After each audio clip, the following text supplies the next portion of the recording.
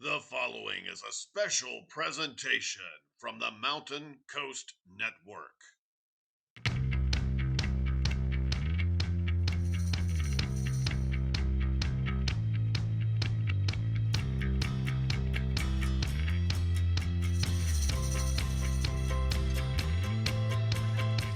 Georgia Highlands College presents Paulding County Patriot Football on the World Wide Web through Mixlr.com. Live coverage of Paulding County Patriot games on the Mountain Coast Network is brought to you in part by Floyd Physical Therapy and Rehab, Logical Systems, your East Rome and Armuchee McDonald's, First Bank Mortgage, Georgia Northwestern Technical College, Georgia Power, and Automax.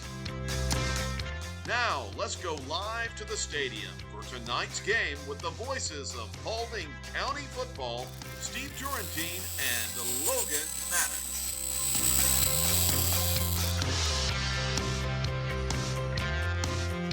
And welcome into Chapel Hill High School here in beautiful Douglasville, Georgia, the site for tonight's clash between the Paulding County Patriots and the Chapel Hill Panthers. I'm Logan Maddox, joined by color commentator Steve Turrentine. Looking forward to what should be a great matchup here in Metro Atlanta between the Patriots and the Panthers. Steve, Paulding County trying to get that big second win in a row. Yeah, they sure are. And I tell you, they're coming off a really well-played game last week, Logan. They just, on both sides of the ball, maybe started a little sluggishly, but, man, they turned it around, had that felt like about a 4.5-hour lightning delay. I know it wasn't that long, but, man, it felt like it. And but then they came back out, focused, and ready to go, and just really kind of put it on the second half and closed the door. And so, yeah, they're coming off of a good game. And they're going to need that here tonight against Chapel Hill. Yeah, if you weren't able to listen in to last week's broadcast out in Hiram, Paulding County with a big 33-0 win over the rival Hornets. Got their first win of the season, and it was completely different from what we saw week one. Absolutely, yeah. In that tough loss to North Hall. A big win for Paulding County last week, trying to get another one over a quality program in Chapel Hill. Comes in 0-2. Panthers under first-year head coach Brad Stevens trying to get their first win. You know, it's not going to be an easy one tonight. Paulding County's going to have to bring their A game. Steve and I are going to step aside for a moment. We're going to take a time out, hear from some sponsors here on the Mountain Coast Network, and when we come back, we'll play an interview that we heard earlier today. We got to speak with head coach Van Spence of the Patriots. We'll play that, and then we'll come back and wrap up pregame. About 22 minutes away from kickoff here at Chapel Hill High School in Douglasville. You're listening to Paulding County Patriots football right here on the Mountain Coast Network. When it comes to college, you don't have to pay more to get more. Georgia Highlands College offers more value at the price you want. More focus on your goals. More preparation for your future. More help navigating your path to success. And with more in-person, remote, and hybrid class options than ever before, you don't have to pay more for the same classes you can get right here at home. Start taking charge of your future and let us show you how to pay less and get more today. Visit highlands.edu. That's highlands.edu. It doesn't matter if you're a weekend warrior or a star under the local lights. Sometimes it's just not that easy to bounce up and walk it off. That's why Floyd Physical Therapy and Rehab is here to keep you healthy on and off the field. Our licensed and certified therapists and trainers provide quality health care designed to get you back on your feet as quickly as possible. And our urgent care offices are conveniently located where you work and play. Floyd Physical Therapy and Rehab offers the experience and technology needed to get you back in the game. Find out more at floyd.org.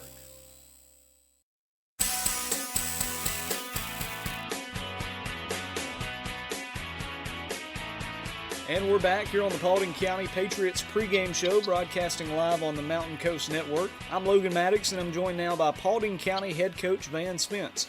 We're just a few minutes away from tonight's road game at Chapel Hill. The Patriots and Panthers kicking off here in a bit. And Coach Spence, after a huge victory last week, how do you feel? Well, it's always great when you get a win versus a big-time in-county rival. So I'm feeling really good about our kids' focus right now. And as a program, it was just a productive total week with our middle school programs, our ninth grade team, everybody getting wins. So I'm feeling good for our program, and hopefully we can validate that this Friday night. Paulding County picked up a 33-0 shutout victory over Hiram on Friday night. The upperclassmen really stepped up in a big way. They accounted for the vast majority of the points in that win. How would you assess the veteran leadership on the squad in that game at Hiram? Well, I mean, we've only got a few seniors. The majority of our leadership is a lot of junior-based group, because we started 11 juniors that are not on defense. But, Braden Malton, as always, does a great job at the quarterback position. Jacob Smith and Tony Palmer did a great job on the line. That's two of our senior linemen. And, of course, defensively, I thought Braden Scott, our Mike backer, did a great job stepping up. He didn't play as good as he wanted to the previous week, but he and Chris Core, who's played 2 straight games of just dominant performance. So those guys stepped up, and I was really proud of them. There was that long lightning delay that hit just around the end of the first quarter. Coach, what are you telling your guys to keep them motivated and focused in a situation like that? Well, that was tough because as anybody that's ever been to one of our games knows that we have a lot of sideline tents and everything. And so as coaches, we're spreading out trying to get that stuff put away. And I got caught, and it's actually kind of funny now that I look back, but I got caught up under a tent because I was trying to save our laptops, and that lightning hit, the power went out. And I was under that tent for quite a bit by myself, just getting soaked. But, when we came together, unfortunately, sometimes you get a bunch of kids around, they lose their focus because they're cutting up. But we got them back together. They understood the importance of the moment that we were about to walk into. So, our kids to stay focused, keep the main thing. And I thought once we got started, it shows that they kept the main thing. As a team, you guys rushed for over 200 yards and 3 touchdowns, and as a result, the entire offensive line earned Player of the Game's honors. How pleased were you with their play up front? Well, when we spoke, you and I spoke last week, we talked about the importance of running the football and playing physical, and those guys really stepped up. We rolled 7 different linemen in there, but they all stepped up. They were very deserving of the Player of the Week accolade, but I was really pleased with how physical they played, how technical they played, and it's just what you want to see after being challenged by your coaches to see how they responded to that. We already touched on the running game. The passing game was working like a charm the whole game as well. Malden battled back after that early pick, and he had a great game, and really every receiver made big grabs. How did you feel about the offense as a whole? Well, that was a great, just total offensive effort. We had a little bit over 400 yards total offense, a little bit over 200 rushing, and right at 200 passing. So if you can be balanced like that, that definitely makes for a great evening. But I was just, once again, with our receivers, we've got 3 very talented receivers in Franzier, Khalil, and David. I mean, there's times where we've got, they're playing too high when we got a loaded box, and they're so worried about those guys, they're opening up the running lanes for us. So I think our guys understand where they fit, their piece, their role to the whole unit. So to see our kids play that well and understand that, hey, we're not running the ball great, we're throwing the ball well. We're not throwing the ball great, we're running the ball well. It just works, and that's what everybody showed Friday night. They were showing team mentality, so I was really proud of that. Talking about the defense, you guys accomplished the goal that every head coach and defensive coordinator wants because you pitched a shutout. So many guys made big stops on 3rd down and 4th down. You shut down a very good Hornet offense. What are your thoughts on the defensive effort? Well, I thought our defense really rose to the occasion.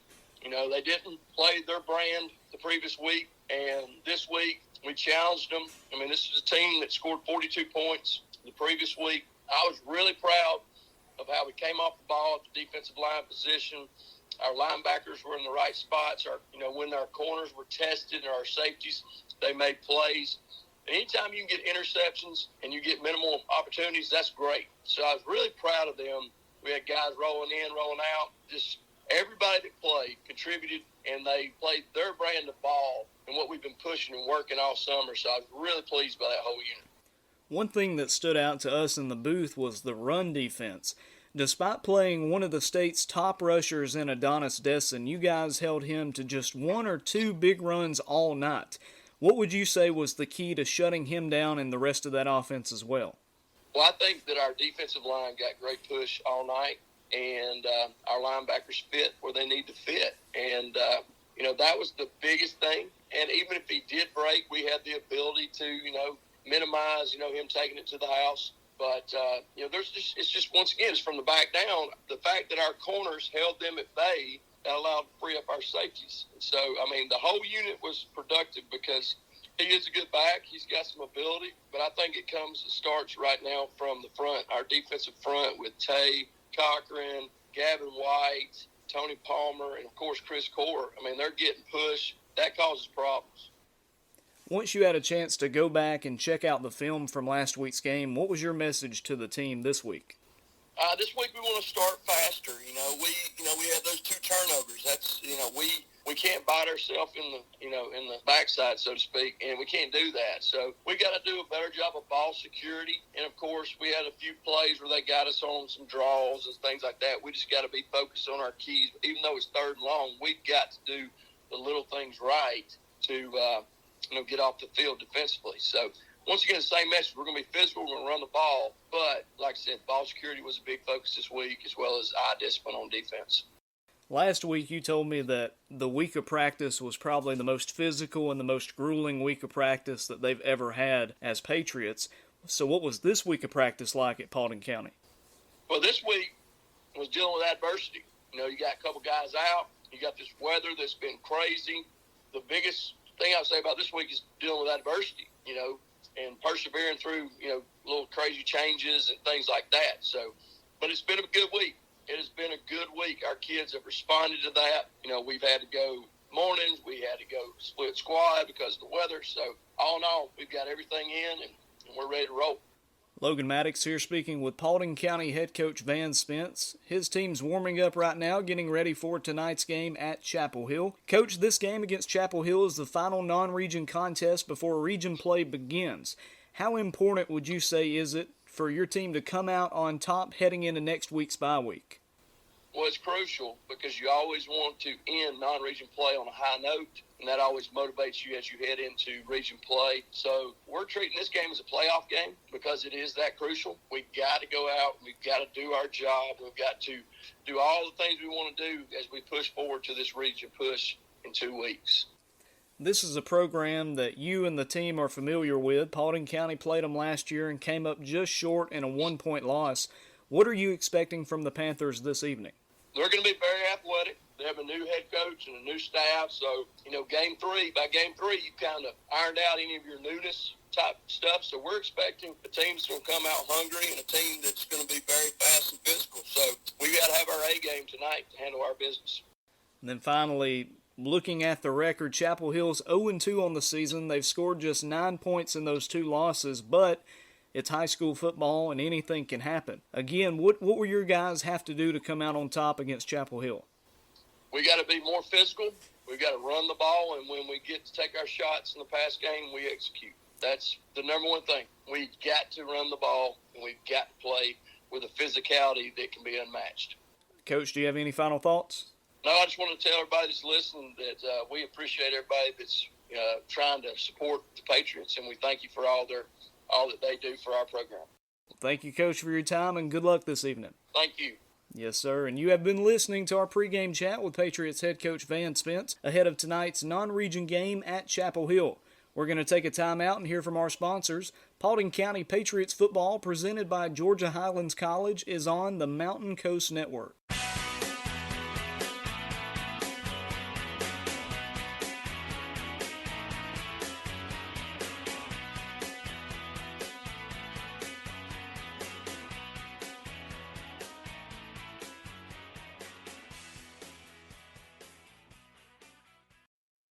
Georgia Highlands College has got you covered.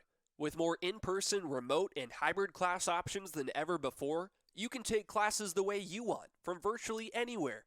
That means at GHC, it's the right time, the right place, at the right price. Did you know GHC has one of the lowest tuition rates in the country? That's right. You don't have to pay more for the same classes you would take at other colleges. Get your 2-year or 4-year degree right here at home. Now's your chance to take charge at Georgia Highlands College. Visit us today at highlands.edu to learn how you can take classes virtually anywhere and land a career in one of many rapidly growing fields. Again, that's highlands.edu. Highlands.edu. When in Rome, be sure to stop by your Martha Berry Highway or East Rome McDonald's after the game. They're open 24 hours in the lobby and drive-thru to serve you. And remember, they serve fresh, scratch-made buttermilk biscuits and $1.29 any size coffee, hot or iced, along with $1 any size soft drinks and sweet tea. Download the McDonald's app for great deals and earn loyalty and rewards points for every purchase toward free food. Your Martha Berry and East Rome McDonald's are proud supporters of Northwest Georgia's students and athletes.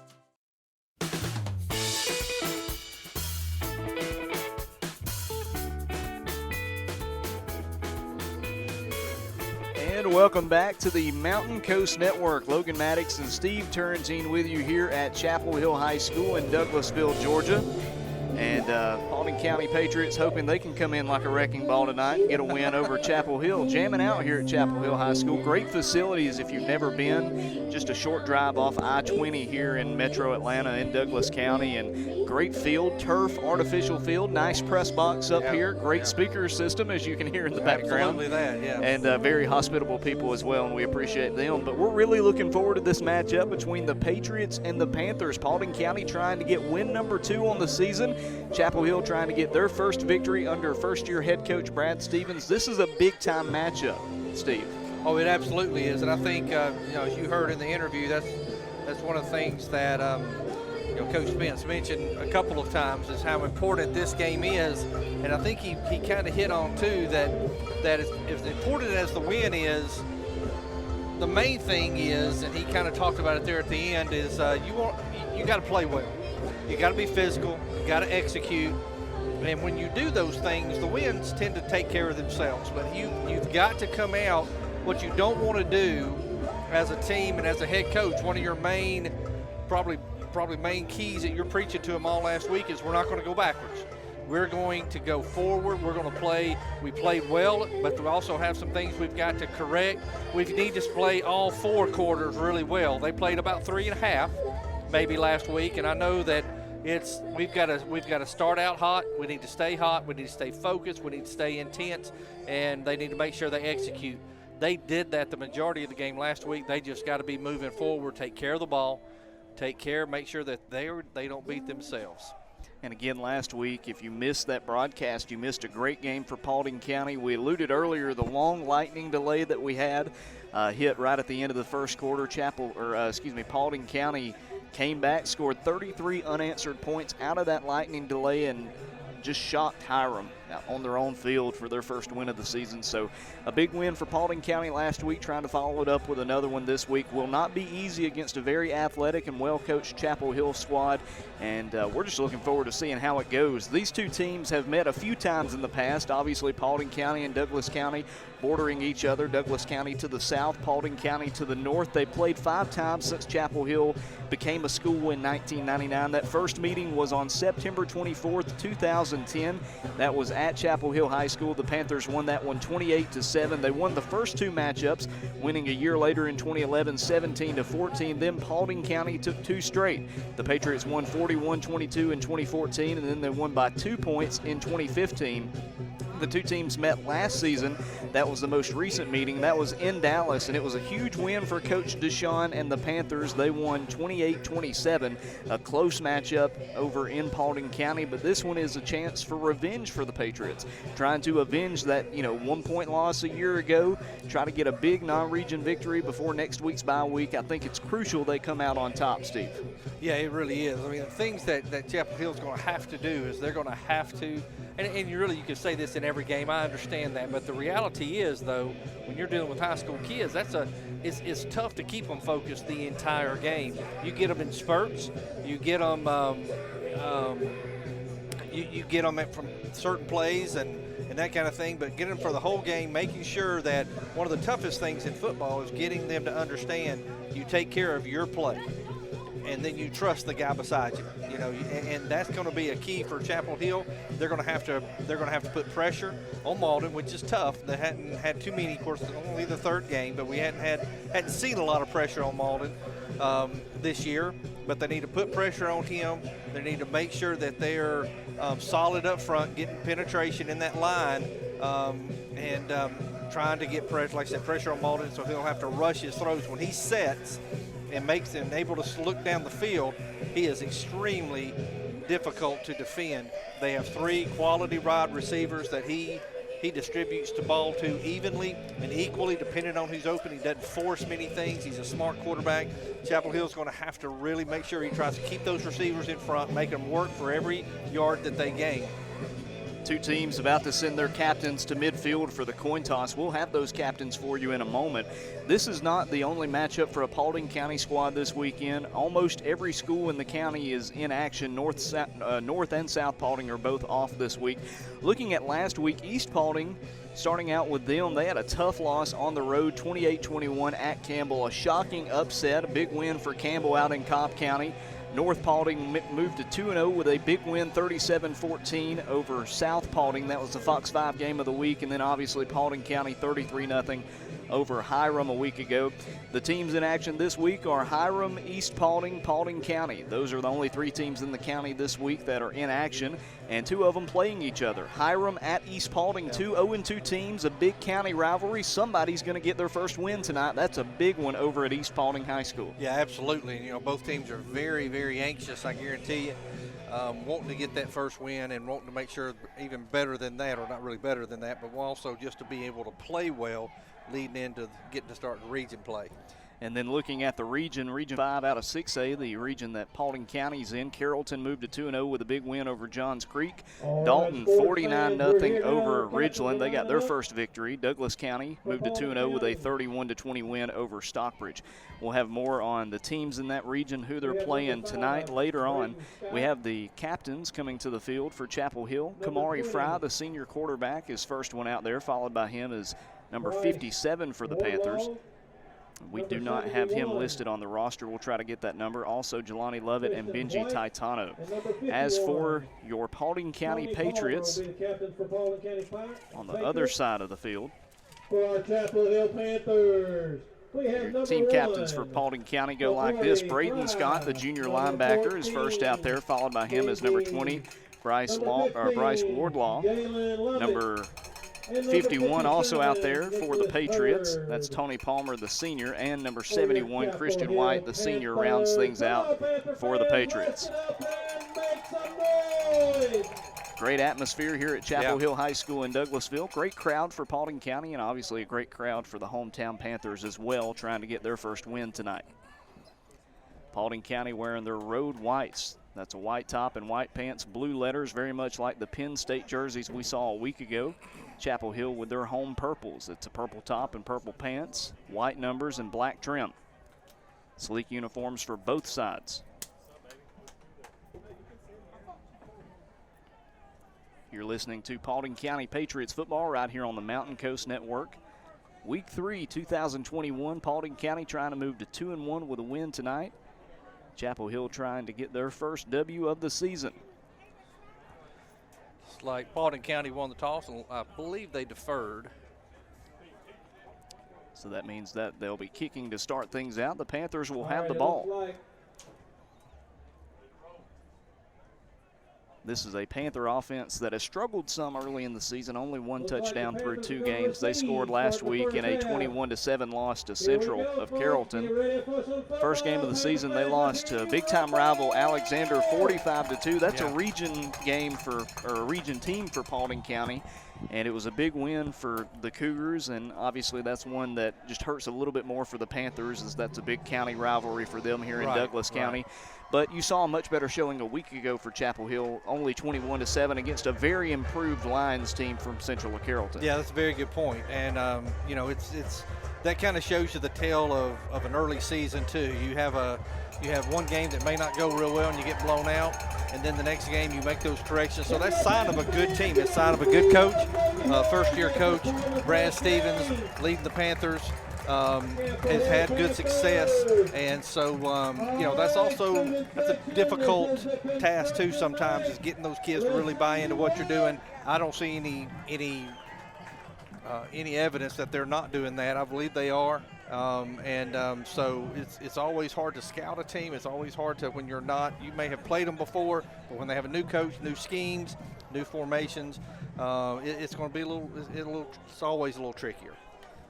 So our first chance to see Kamari Fry, the senior quarterback, coming up here in just a minute for Chapel Hill. First, the opening kickoff, and the senior Clay Walters will come out to do the honors. And Steve, we mentioned it earlier, that kid was booting it in pregame. Man, I tell you what, I mean, easy breezy, as they say. I mean, he was he had just kicked a 50-yarder that went through. Now, granted, it was off the block, it was off the tee. I mean, it wasn't, he was working on them, but it wasn't a snapped or a hold. It was just, he was setting up, warming up, and right before they called to go stretch. And so, yeah, he is booting them. He's solid. Not only can he kick at a distance, but man, he can. He's accurate and just solid. So man, it's just impressive as we get ready for kickoff. And Clay Walters comes up, puts his foot into this one, and sends it towards the end zone. It actually hits at the 1 and rolls in. That's going to be a touchback, and another good kick for Clay Walters. Got word back, the team captain for Chapel Hill, number 57, was Nicholas Hurd. Did not have him, but we'll make sure to take note of that and put him down. Number 15, Lovett, set to receive. And with that being said, Chapel Hill will bring the offense out for the first time tonight, led by senior quarterback Kamari Fry. And they had a great running back for much of the start of the season, Daticus Nunnally. Very talented junior running back, but we see him right now on the sideline with a cast on his left leg. Fry in the gun to start things out. 2 receivers to either side. He'll turn around and hand it to the deep back around left side on a stretch, and he's got some space. Uses a stiff arm and gets a first down. A nice pickup there for Chapel Hill. Just a simple run that time. Yeah, absolutely. Just a little off tackle spread run to the left side. And, man, did a real good job. Great job of a reach block right there by the left tackle, and was able to kind of get outside in a solid first play. Halfback that play was Jelani Lovett, the junior, 11-yard pickup on first down and 10, and now they have it on their own 31-yard line. Have 4 receivers to the right, 2 at the line of scrimmage, 2 behind them. Very interesting formation early in this game. 1 receiver to the left. Fry will look. It's going to be a quarterback draw, and he's got a ton of room. Up left side, tries to hurdle a man and falls down, but still gets a gain of about 8 yards on first down. Yeah, another good play. They're running, like I said, that off tackle first. That was just a flat-out quarterback keeper. Again, outside, though. They're running outside the tackle, that left side so far. Goes in the book as an 8-yard pickup for Kamari Fry. 2nd down and 2 now for the Panthers. 3 receivers to the right, 1 to the left. Fry in the gun and Lovett beside him. They'll hand it off. It's actually a different running back. He stood up at the line of scrimmage and pushed backwards. Read perfectly that time by Timmy Odabemi, the junior linebacker, and it's a minimal gain. Stopped in the backfield by Paulding County. That time the tailback. We'll check the number. I think it was number 23, Devin Wiggins, the senior. He gets just 1 yard. Let's talk about the 42-yard line. Good enough for a Panther. Oh, so they're going to say forward progress did move the chains, so Wiggins just gets just enough. I think it was a second effort that time. Odabemi got him but fell off the tackle. Either way, it's a first down for the Panthers. Close to midfield, they'll hand it this way to Wiggins, near side, and a flag flies in as he's hit in the backfield. Clean tackle there from Liam Jeffries. I'm sorry, Logan. I think one of the things you can see is they're trying to get to the outside and they hadn't ran anything inside yet. It looks like it might have been a hold on that reach, trying to can't tell if that was a tight end or a tackle on this side trying to get out and reach to make that block. But, yeah, they're the meat, literally, of the offense, the defense is in the middle. They've got some big boys right there that are anchoring. Those 2 defensive tackles are right there anchoring that defense, and so they're running outside and really having some success doing that. Chapel Hill now has it first down and 20 on their own 30-yard line. 4 receivers to the left, 1 to the right. Naked backfield here for Fry, and he's going to try to keep it, but that's a bad decision. He's hit, actually bounces off a tackle, but then he is swarmed by about 3 defenders. That time, Liam Jeffries was not fooled at all. No, not at all. And he did a great job of hanging on, and a really good job of pursuing by Paulding County, because he actually bounced off and got his leg free, but Paulding County defenders were there to make sure he brought him down with no gain or no extra gain after the hit. When you call a draw in the shotgun formation like that, it's either going to go really well or really absolutely. badly. Yeah. That time couldn't get back to the line of scrimmage and loses one. Great pursuit by the defense. They really did a good job of getting through that line and penetrating that line of scrimmage. 4 receivers to the left, 1 to the right. Again, same formation here for the Panthers. Fry will pass for the first time here, coming near side. It's caught up past the 35 to the 37-yard line and pushed out of bounds. A completion there to Cameron Dean. Yeah, that's a nice play right there. Just a really solid, very smart play. You might have said, well, they didn't even get back to the line of scrimmage. No, but they're moving forward. That's a safe throw. What you don't want to do is to have a turnover in your territory there. It does bring up 3rd and 13, but still good gain right there. So a nice pickup there for the Panthers. We'll see if they can convert 3rd down and long. Ball on their own 39-yard line. Fry now has a running back beside him. It's play action. Looking to the left side, he's got a man who's beat Jeffries, and the receiver is not going to make the catch. Had a step that time. It was Jelani Lovett, the junior, but just couldn't quite catch up to it. A little too far. That one sailed on him. Yeah, that was a hard, very good throw as far as good, meaning it had a lot of arc on it. It was he threw it a long way, but just a tad in front of the receiver. Brings up 4th down and allows a chance for Paulding County to receive a punt for the first time. Back deep to receive is Chardavon. Come on, Panther fans. And on to punt it away, number 99 for the Panthers, Bryant Bomer, the senior. This one is a nice punt, hits around the 30, and it'll take a Panthers roll inside the 25-yard line. It'll be down at the 24, and that's where the Panthers will have it to start things out. For the first time tonight, we'll get to see the senior quarterback, Braden Malden. He's had a great start to his final campaign here as a Patriot, and I think, I mentioned it last week, that was a possibility. If he has a few more games like this, I think it's a given that he's going to have some scholarships coming his way. Oh, yeah, absolutely. And if not, that's really a shame. But he will definitely be able to walk on somewhere and have success. I know we're in a pandemic, but that don't Just a great quarterback, great overall offense as well so far that we saw last week. We'll see if they can start hot tonight. 2 receivers to the left, 1 to the right. And in the pistol, Malden will hand it off to the first man through. He's hit at the line of scrimmage and swarmed. Big hit on the handoff. Believe that was to Micah Kelly. Doesn't go too far. Yeah, that was such a big hit right there by number 34. That's Tyrese Levin. I mean, right as he got the ball. Great job, really, for Kelly to hold on to the ball, but good penetration there by the linebacker, playing linebacker. That actually goes in as a loss of 3 yards for Micah Kelly. 2nd down and 13 now, bringing a man in motion. It's going to be a keeper for Malden up the middle, and he breaks the first tackle, keeps pushing. The offensive line gets behind him. He's still pushing. He's past the 30, up close to the 34-yard line. He got hit at the line of scrimmage, and the offensive line pushed him the rest of the way. I mean, he gets the credit because he had the ball. He gets the yardage, but I don't know if it wasn't necessarily I think he was just hanging on to the wave there. So that was the easiest 12-yard run that Braden Malden will ever have. Just get to the line of scrimmage and let your big hog mollies do the rest. And they did. Brings up 3rd down and 1 now. Time called so Malden can tie his shoes. He's got it now. 3 receivers to the right, 1 to the left. Malden alone in the gun as there's a tight end. Bringing a man in motion. Malden looking to his right. It's a screen, a high pass, and he is ripped down in the backfield. Big hit there from the Panther defense. A good job to catch it that time on a high pass to Khalil Jones, but just nowhere to go. Yeah, and you can't tell somebody this because it can't. I mean, but it might have been better for him to let that one go. It definitely was a forward pass, but at least it would have gotten back to the line of scrimmage. But that was impressive by Chapel Hill right there. They fly around the ball extremely fast. They move from A to B really, really quickly and read that really, really well. And it could have been a little bit better. I still don't think they would have gotten the first down. Well, I'm pretty sure they wouldn't have. But the ball was high. By the time Jones got up there and collected it and came back down, defense was there. A loss of 7 yards brings up 4th down and 8, and a punting situation here for Clay Walters. He'll step to his right and boot this one away, end over end punt.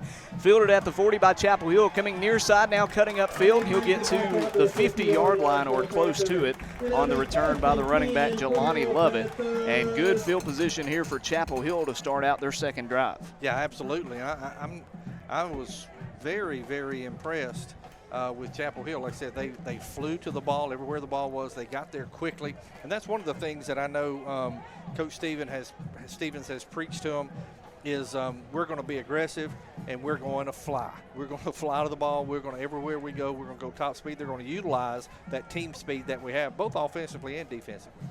6:35 to go in quarter number 1. No score, and Chapel Hill starting their second drive at midfield. Kamari Fry, the senior quarterback, in the gun. An H-back in front of him to his right, a running back to his left, one receiver to the left, two to the right. One receiver being brought in motion right to left. It'll be a handoff coming near side for the running back, Wiggins, and he gets to the edge. He's got some space. He's at the 30, the 20, the 10, and he is in. Touchdown, Chapel Hill. Wow. Easy does it for number 23. That's Wiggins. 50 yards later, it's 6 points for the Panthers. That is impressive. And really, though, Logan, no different than what they did the first possession. Just outside. They're going way outside tackles. This time it happened to come to this side, that right side. Outside tackle, just a handoff, and did a great job got to the edge, and he's gone. There wasn't anybody that could catch him. Devin Wiggins, the senior running back, 50 yards out. Puts the Panthers on the board first. It's 6-0. And the kicker is out there, but they've got an interesting formation similar to what we've seen from schools like Auburn and Oregon in the past, where they'll have a bunch of linemen set up to one side of the field, and then they'll slide them back over for the extra point. We'll see if they'll do so or if they'll try to go for a 2-point conversion. Looks like encroachment on the Panthers. That was encroachment against Chapel Hill, so that'll move it back 5 yards, and I think you're going to see an extra point now. Bryant Bomer, the senior kicker for the Panthers, going to try to put this one through the uprights and make it a 7-0 game. 50-yard rushing touchdown for Devin Wiggins, 6:23 to go in the first quarter. The snap, the hold, the kick from Bomer is up, and it is good. And Chapel Hill takes a 7-0 lead, 6:23 to go in the first quarter. We'll step aside after a quick timeout. You're listening to Paulding County Patriots football right here on the Mountain Coast Network. Or a star under the local lights. Sometimes it's just not that easy to bounce up and walk it off. That's why Floyd Physical Therapy and Rehab is here to keep you healthy on and off the field. Our licensed and certified therapists and trainers provide quality health care designed to get you back on your feet as quickly as possible. And our urgent care offices are conveniently located where you work and play. Floyd Physical Therapy and Rehab offers the experience and technology needed to get you back in the game. Find out more at floyd.org.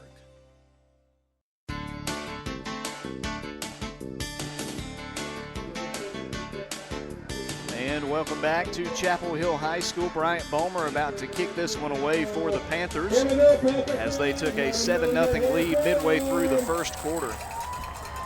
Throws his hand up, looks to his right, looks to his left. The senior kicker will try to hit. This one is a high kick, going to be fielded around the 20 by Odubemi. Timmy Odubemi to his right, now upfield, and he's caught at the last second by Lovett. If he gets past him, he's got some running room. He did. That was interesting because they didn't have any, I guess what we used to call a safety back there. They didn't have somebody except for the kicker. That was, but again, that could be part of Coach Stevens' plan. Is we're going to fly to the ball. We're going to trust our guys that once they get there, they're going to make tackles. And which they did that time. But, yeah, you're right. If he happened to break through that first initial hit, it could have been problems. So not what I thought I'd see on the first drive from Braden Malden. 12 rushing yards, -7 passing yards. We'll see if the senior quarterback can get a first down here on his second drive. Beside him is Micah Kelly. They got the outside on this side right here, on the short side. Bringing in a heavy look, tight end to either side. They hand it to Kelly up the gut, breaks through first contact, and is finally brought down by the defensive line. He gains just 1 yard on first down. I know it looked like, let's see, 51 was in there. That's Gregory Wardlaw. Came out of there. He was one, but it was a gang, really, of Chapel Hill defenders right there. It's impressive. When you look at them, they're not anywhere close to being as big as Paulding County's linemen. And but man, they're standing them up and getting penetration through that line of scrimmage. Second down, Malden looking downfield. A flag flies, and he has a completion on the near sideline just past midfield. A good catch there by David Okoye. But got to think this one's coming back. Yeah, I think so too. I think they're going to call a hold. At least that's what it looked like where the flag was thrown. Second down and 8, might be having second down and 18 coming up. The official looking here towards the press box, and it's actually a false start against Paulding County. So that'll bring it back just 5 yards. I guess it's better than a hold. Absolutely, yeah. And it wipes off the play, so second down and 13 now, and the ball will be placed on the 27. 5.5 to go here in the first quarter, 7-0. Chapel Hill on top of visiting Paulding County. 13. Beautiful, beautiful location to watch a football game here in Douglasville, Georgia. Chapel Hill, you got the trees right behind the stadium, and you got a plane flying overhead. You know, I was wondering that last play, I was wondering when they're going to try to move the ball down the field, because that's one of the strengths that Paulding County has. They haven't been getting anything, even that little one wide receiver screen they tried, so I'm wondering if they were going to try to move the ball down the field. They might here with 4 wide receivers. Trips right, one to the left in the pistol. It's Malden, play action, looking right side. He's got it to Jones, up to the 40. That's a first down. Falls ahead to the 42 or 43-yard line. Another nice pass there from Malden, and that's a first down. Yeah, absolutely. It's like I said, it's so difficult that they had no pressure on him. And if he gets to stand back there and pick the receiver, he's going to be tough to bring down. Plus the fact that those are such good receivers, they're going to make those catches. And they are going to say that he was down at the 41. His knee might have fallen down before he stretched ahead. Either way, it's a first down. Malden now looking to the right side, comes back to the left. He's got on a comeback route. David Okoye, did he stay in bounds? He did not. They'll say he stepped out. On the comeback route, he came open right at the last second, but stepped out of bounds before he could secure the catch. Absolutely, and it was hard for us to tell because it's right there in front of the line of scrimmage. If Okoye is going, it's like he's going off. He's holding that wasn't moving his right arm. I'm not sure what happened. It didn't look like he had a big hit. It was just kind of a comeback route on this right side. On this near side, it was hard to see because that's where the Panthers bench is. And they'll bring in the junior Frederick Sumlin to take over for Okoye. A handoff to Kelly, and he is crushed. What a big hit there from number 34, Tyrese Levin, the senior, unblocked. Not a good decision there from the Paulding County offense. Well, I mean, nobody was fooled right there. Levin came came hard from that linebacker position, and nobody laid a pad on him, and he was able to make direct contact with Kelly. I've been impressed with that young man so far tonight. Third down and 10, ball on their own 41-yard line. Trips right, one to the left. Braden Malden in the pistol. Needing a first down here, he'll fire one downfield for Shardavon, and it's caught but dropped. He had it inside the 40, and the hit jarred it loose. Sure did, but he would probably be the first one to tell you he should have caught that ball. It was well thrown. He should have brought that in, but great. Again, another good play by Chapel Hill to make the hit as soon as he catches it. Very, very inspired effort so far by the Panthers defense. And you can hear it, this crowd has excited. They've been waiting for Chapel Hill to have a good start like this season. This is what they're wanting to see, and they're getting it. Yes, they absolutely are, and you couldn't draw it up any better after what they're doing right now. Clay Walters to punt this one away. Lovett, the junior return man, standing inside his own 30. And offsides against Chapel Hill, but actually they're going to say Paulding County moves first.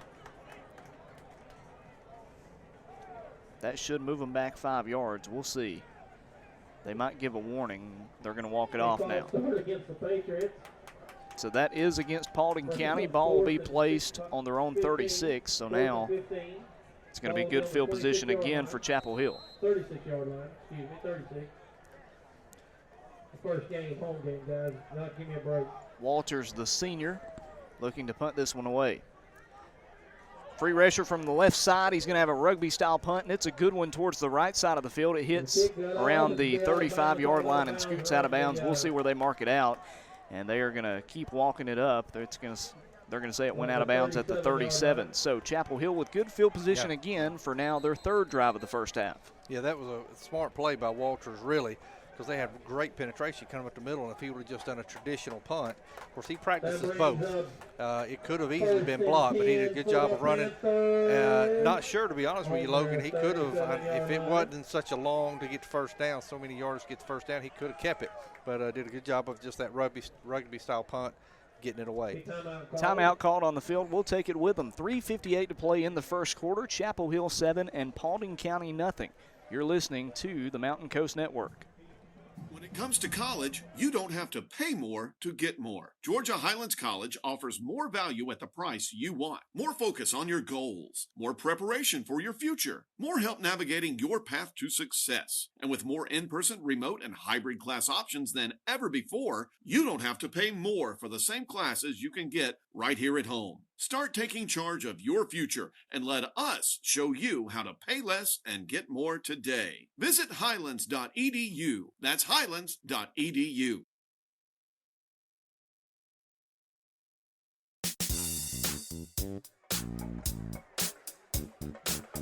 And we're back here at Chapel Hill High School in Douglasville. 7-0 Chapel Hill leads Paulding County, and the Panthers have the ball back on their own 37-yard line.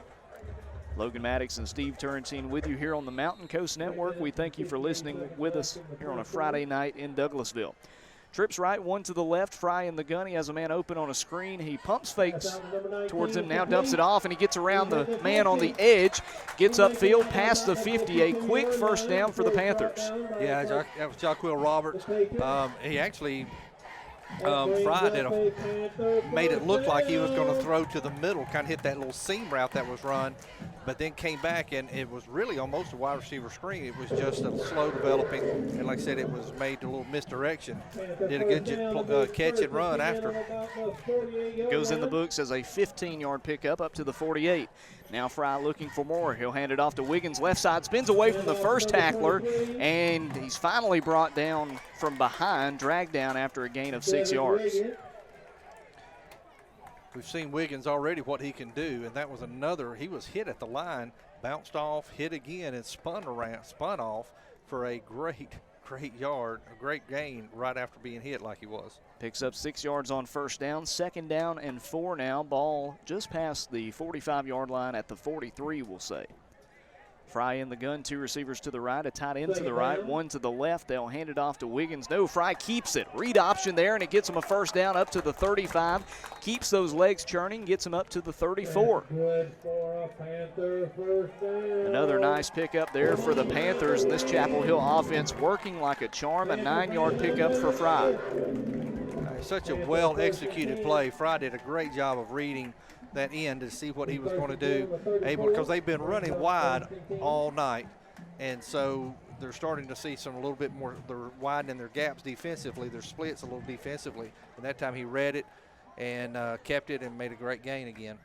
First down and 10 now inside the 35. 2 receivers to the left, 1 to the right. Fry, play action, throws it to the slot man across the middle on a slant, and he's got a nice gain of 7 or 8 yards there. On the catch, it's number 12, and we don't have a number 12. That's Joshua Wilson. I went and found out. I saw him warming up, and yeah, he was just running an old slant route, and a good little misdirection by Fry to look him off to the right, come back to that slant, coming to the left, wide open really, and a good gain some good yardage there. 2nd down and 3 now. Ball around the 27-yard line. 2nd 3. Fry in the gun again. Spread offense working like a charm so far. 2:05 to play in the first quarter. Chapel Hill leading 7-0. Fry, play action. He'll dump it off to the running back. Up left side, he's up to the 20, close to the 15, and he's finally knocked down. That's Roberts again. Yeah, had Roberts going in motion. Thought it might be a jet sweep, but they faked it to him.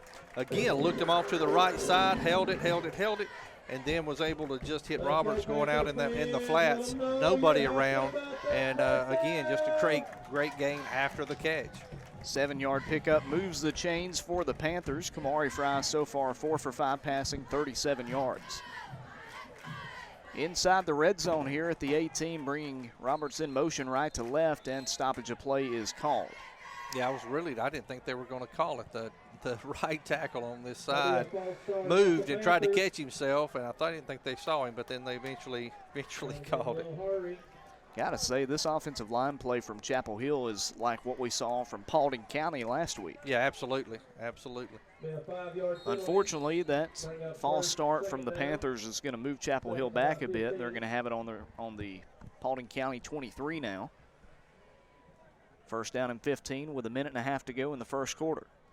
Fry in the gun with 2 receivers to the right. They'll bring Roberts in motion again, right to left.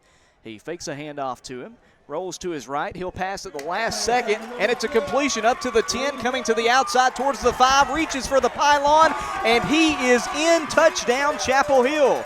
That's Cameron Dean, the senior wide receiver, catches it at the 10, turns upfield, cuts to the edge, and he gets in.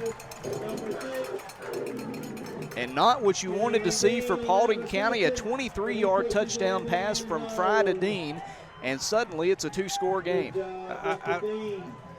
Again, it was kind of like what what we saw with North Hall when you're talking about Paulding County. There doesn't seem to be a lot of intensity right now. Right now they're just being outplayed, but they do such a good job of adjusting.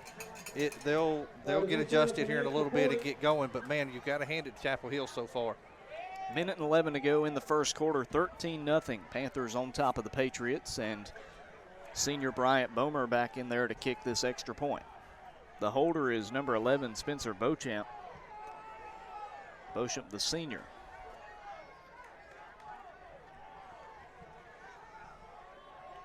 A 23-yard touchdown strike from Fry to Cameron Dean. And play is whistled back in. The snap, good. The hold, good. The kick is low and blocked. He actually kicked that one pretty much into the backside of his offensive lineman, just didn't get enough elevation on it. And so it will stay a 13-0 ball game. So now we'll see if Paulding County can turn things around a bit, and wasting no time. The kick return team is out there and on the field. You can tell that they're ready to get something going. Yeah, and they need to be. They're a little sluggish right now, and they might be in a little bit of shock, just to be honest with you. I mean, right now, Chapel Hill's just flying around. They're flying to the ball. When they get the ball, they're doing a great job of getting their blocks, following those blocks, holding on to the blocks. And, I'm super impressed with Fry right now. He's doing a great job of looking off. That was just a crossing route by the outside receiver on that left side, but he looked at the go route on this right side and held it, looking to the right until the crossing route got about to the middle. Nobody was there. The linebackers had already closed up, and, was just able to hit him in that second layer down there. Nobody around. Then a great run to get to the end zone. Bomer will kick it away for the Panthers. It's going to hit around the 15 and fielded on one hop by Khalil Jones. He'll cut to the outside, and he's got a little bit of room, spins away from a tackler at the 25 and steps out at the 27, 28-yard line. Hey, one thing that Paulding County did do well this last time, but they had a couple of penalties that hurt them.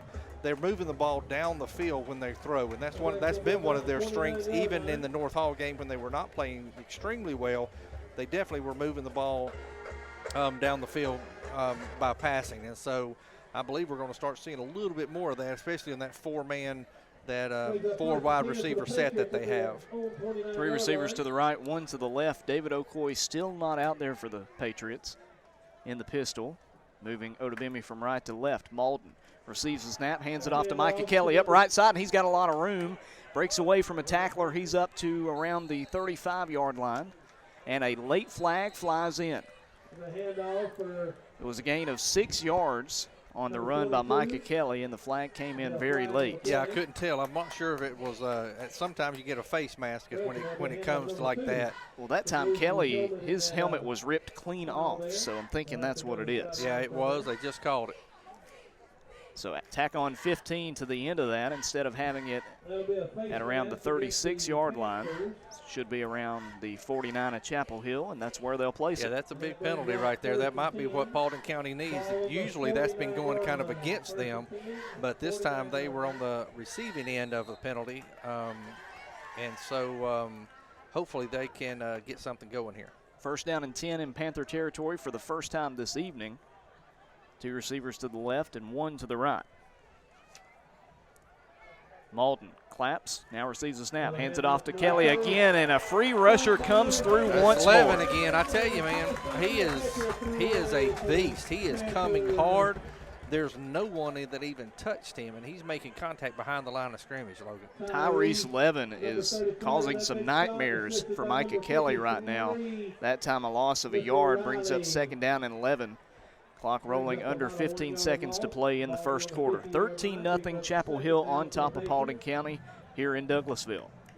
Time for one more play if they can get the snap off. They don't necessarily have to run a play here, but they will. Malden steps back in the pocket, looking downfield, lets one fly, and it's caught by Khalil Jones at the 20. Need a big play, just heave it up there and pray for Khalil to come down with it. He does so, and a 30-yard catch will bring it into the first quarter of play. Great throw, great catch. So smooth, so calm in the pocket. Great route by Jones and a great connection by those two. With that being said, we're going to take a timeout here on the Mountain Coast Network. Your score after one quarter of play, Paulding County nothing and Chapel Hill 13. But the Patriots in the red zone when we come back. You're listening to Paulding County Patriots football right here on the Mountain Coast Network. Georgia Highlands College has got you covered. With more in-person, remote, and hybrid class options than ever before, you can take classes the way you want from virtually anywhere. That means at GHC, it's the right time, the right place, at the right price. Did you know GHC has one of the lowest tuition rates in the country? That's right. You don't have to pay more for the same classes you would take at other colleges. Get your 2-year or 4-year degree right here at home. Now's your chance to take charge at Georgia Highlands College. Visit us today at highlands.edu to learn how you can take classes virtually anywhere and land a career in one of many rapidly growing fields. Again, that's highlands.edu. Highlands.edu.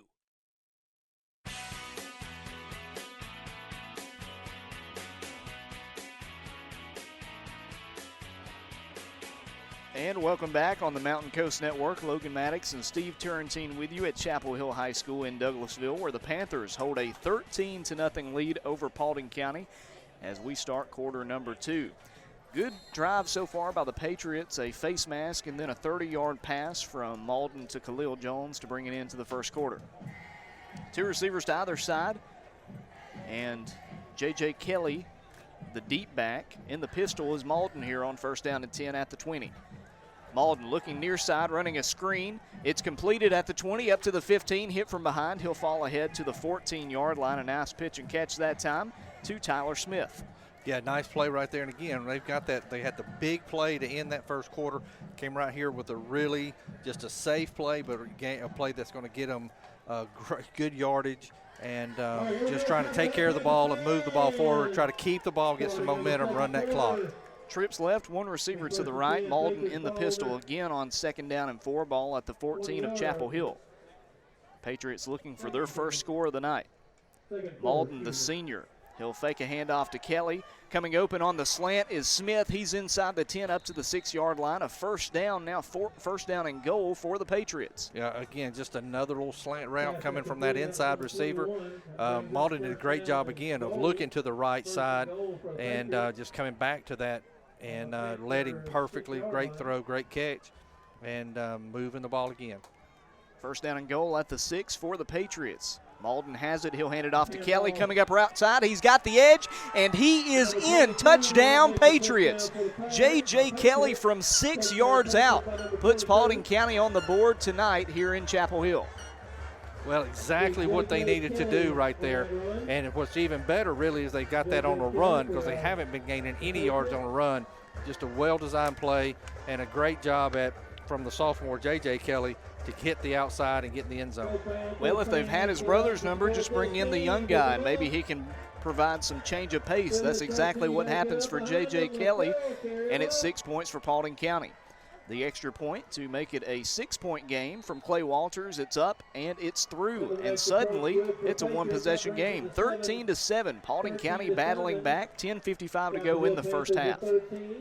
I think that was a good drive, Steve, but you hit the nail on the head when you mentioned, maybe that face mask penalty could really be a difference in this drive. Yeah, I think that pushed them. I mean, that got them from their end of the field to Chapel Hill's end of the field. Plus, they're throwing the ball. They're throwing the ball down the field. They're not doing any more of the wide receiver screens or the little bubble screens right now.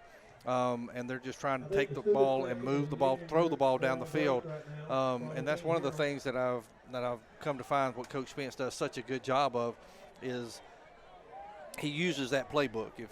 If something's not working, run is not working real well right now, he's going to find something that does. And fortunately, he's been able to find that in those throws that are down the field.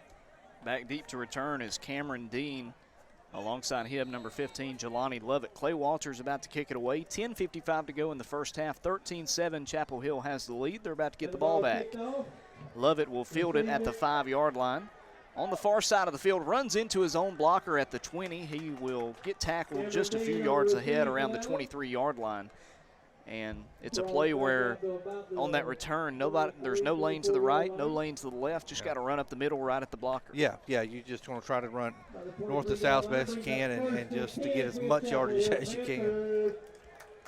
So Chapel Hill, for the first time in their last 2 drives, they don't have fantastic starting position, but to be fair, they've been able to move the ball anyway. So we'll see if we get a more enthused effort here from the Patriot defense. Yeah. Kamari Fry, the senior quarterback, in the gun. 2 receivers to the left, 1 to the right, an H-back to the left. He'll fake a handoff. It's a keeper on a read option. Fry tries to sneak past the first tackler and not able to. A very secure tackle that time from Paulding County's linebacker. I think that's number 28, Gavin Van Dyke. Yeah, and just, again, a really, really good job. They need to make sure that they're getting penetration. That defensive line, again, just like we said, their offensive line outweighs Chapel Hill's defensive line. The same thing goes for the defensive line outweighs Chapel Hill's offensive line. They should be getting penetration, but Chapel Hill's doing a good job of handling them right now. Good gain on first down. 2nd down and 5 now. 2 receivers to the left, 1 to the right. Fry on a rollout to his left, throwing across his body, and that one skips to the receiver. Had a man open. It was the running back, Jelani Lovett. Fell to the turf, but was a little shy of him. Yeah, he was open. They had him. It was just that's a tough throw. I mean, that was probably a 35 or so yard throw that had to be made in the air as he was going as a right-handed quarterback rolling out to your left to make that throw is tough. You really got to make sure you get those shoulders squared, which again is hard to do, but that just came up a little bit short. So now 3rd down and 5 for the Panther offense. 2 receivers to the left, 1 to the right, a tight end to the right. Fry looking to his right, defense closing in. He sneaks away from the first one, doesn't get away from the second one. Now he keeps fighting ahead. He's going to get a positive gain, but not a first down. No, we've got a player down, the defensive tackle on this side, which is number 48 for Paulding County. Let's see, that's J-Rod Abrams. Did a really great job as a freshman. He did a great job. He was running a stunt on this right side. And right as he was about to make the tackle, it looked like Van Dyke was coming from that other side. Fry stepped up at the right time, and both Paulding County players hit. And looked like, I can't really tell what he's holding. I'm not sure if it just kind of buzzed him a little bit or what, but he's definitely down. Definitely unfortunate there from J-Rod Abrams, but it is a 3rd down stop, and more than likely Chapel Hill punting deep in their territory. We're going to step aside as the injured player is attended to. 9:51 to play in the first half. Paulding County trails Chapel Hill 13-7. When in Rome, be sure to stop by your Martha Berry Highway or East Rome McDonald's after the game. They're open 24 hours in the lobby and drive-thru to serve you. And remember, they serve fresh, scratch-made buttermilk biscuits and $1.29 any size coffee, hot or iced, along with $1 any size soft drinks and sweet tea. Download the McDonald's app for great deals and earn loyalty and rewards points for every purchase toward free food. Your Martha Berry and East Rome McDonald's are proud supporters of Northwest Georgia's students and athletes. At First Bank Mortgage, we help others get to a better place. Your better place might be a yard for your kids or a bigger home for your growing family. Maybe it's just to refinance your current mortgage. Whatever your better place is, First Bank Mortgage will help you get there. Call 706-232-9458. Voted best mortgage lender 2 years in a row. First Bank Mortgage, 338 West 3rd Street, Rome. Member FDIC, Equal Housing Lender, NMLS ID 472433.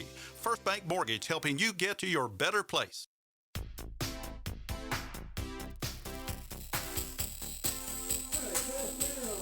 And we're back here at Chapel Hill High School in Douglasville. 9:51 to go in the first half. 13-7. Paulding County trailing Chapel Hill. Punting situation here for the Panthers, deep in their own territory, 4th down and 2.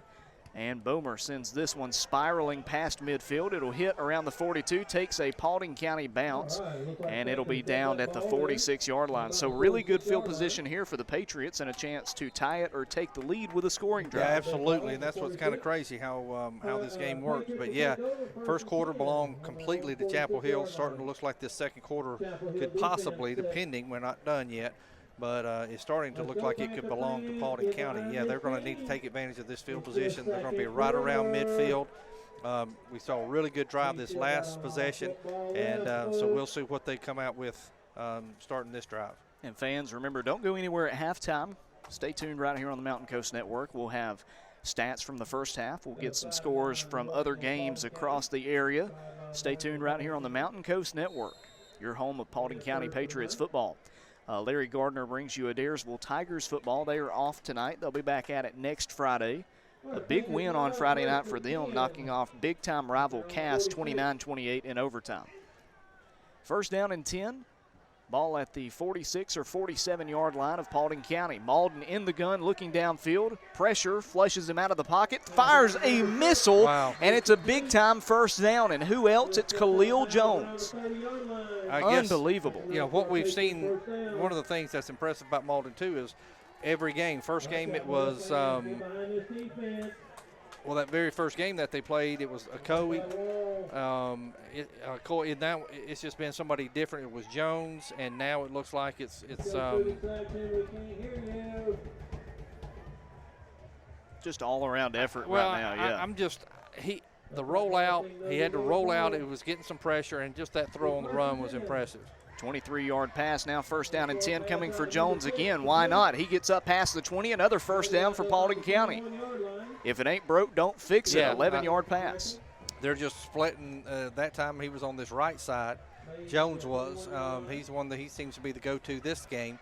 And but again, we talked about how that was going to be could be an issue for Chapel Hill to try to cover those 3, sometimes 4 wide receivers that Paulding County puts out there. Ball now inside the red zone at the 19 of Chapel Hill. Paulding County looking to score and tie it up or take the lead, trailing by 6. Malden looks towards the end zone, and it is caught by Jones, but he's out of bounds. Couldn't drag the toe that time. An amazing catch anyway by the junior, but that will bring up second down and 10. Yeah, very, very nice throw. The only person who could have caught that was Jones. I just think it may have floated a little bit on Malden, and by the time he caught it, he could not get that foot down, but he tried, but just couldn't get it down in bounds. Timmy Odabimi will come out. Checking in on offense is Liam Jeffries, the junior. 9 minutes and 5 seconds left in quarter number 2. Chapel Hill 13, Paulding County 7, but the Patriots inside the red zone. Yeah, that was just not, I think if they call encroachment, I believe, or offsides, it looked like 21 tried to anticipate the snap count, which we've seen Malden do several times to draw people off.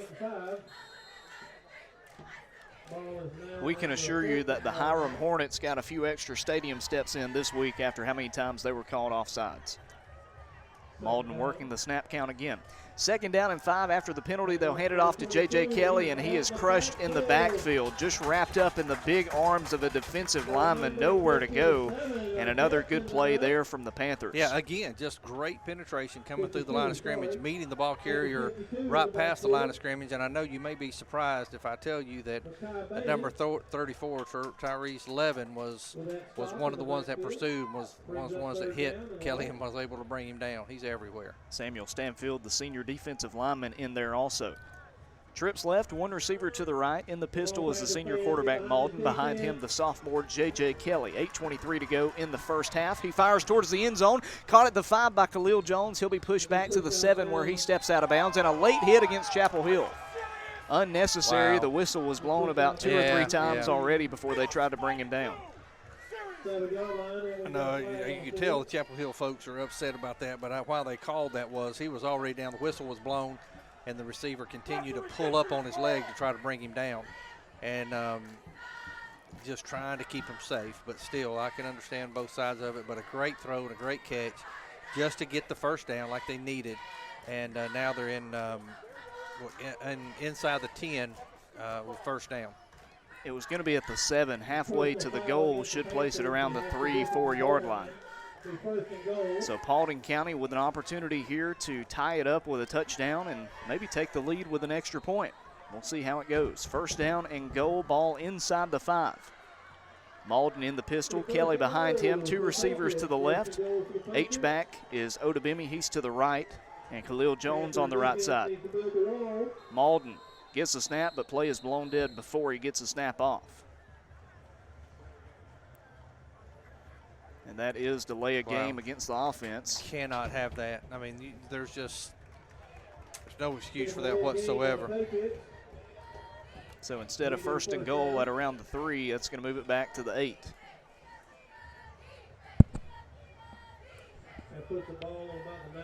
Looks like time has been called on the field as Coach Stevens has seen enough and he wants to talk it over with his defense. So we'll take it with him. 8 minutes and 20 seconds to go in the first half. Paulding County has a first down and goal at the 8-yard line. We'll step aside and come back with more Patriots football here on the Mountain Coast Network.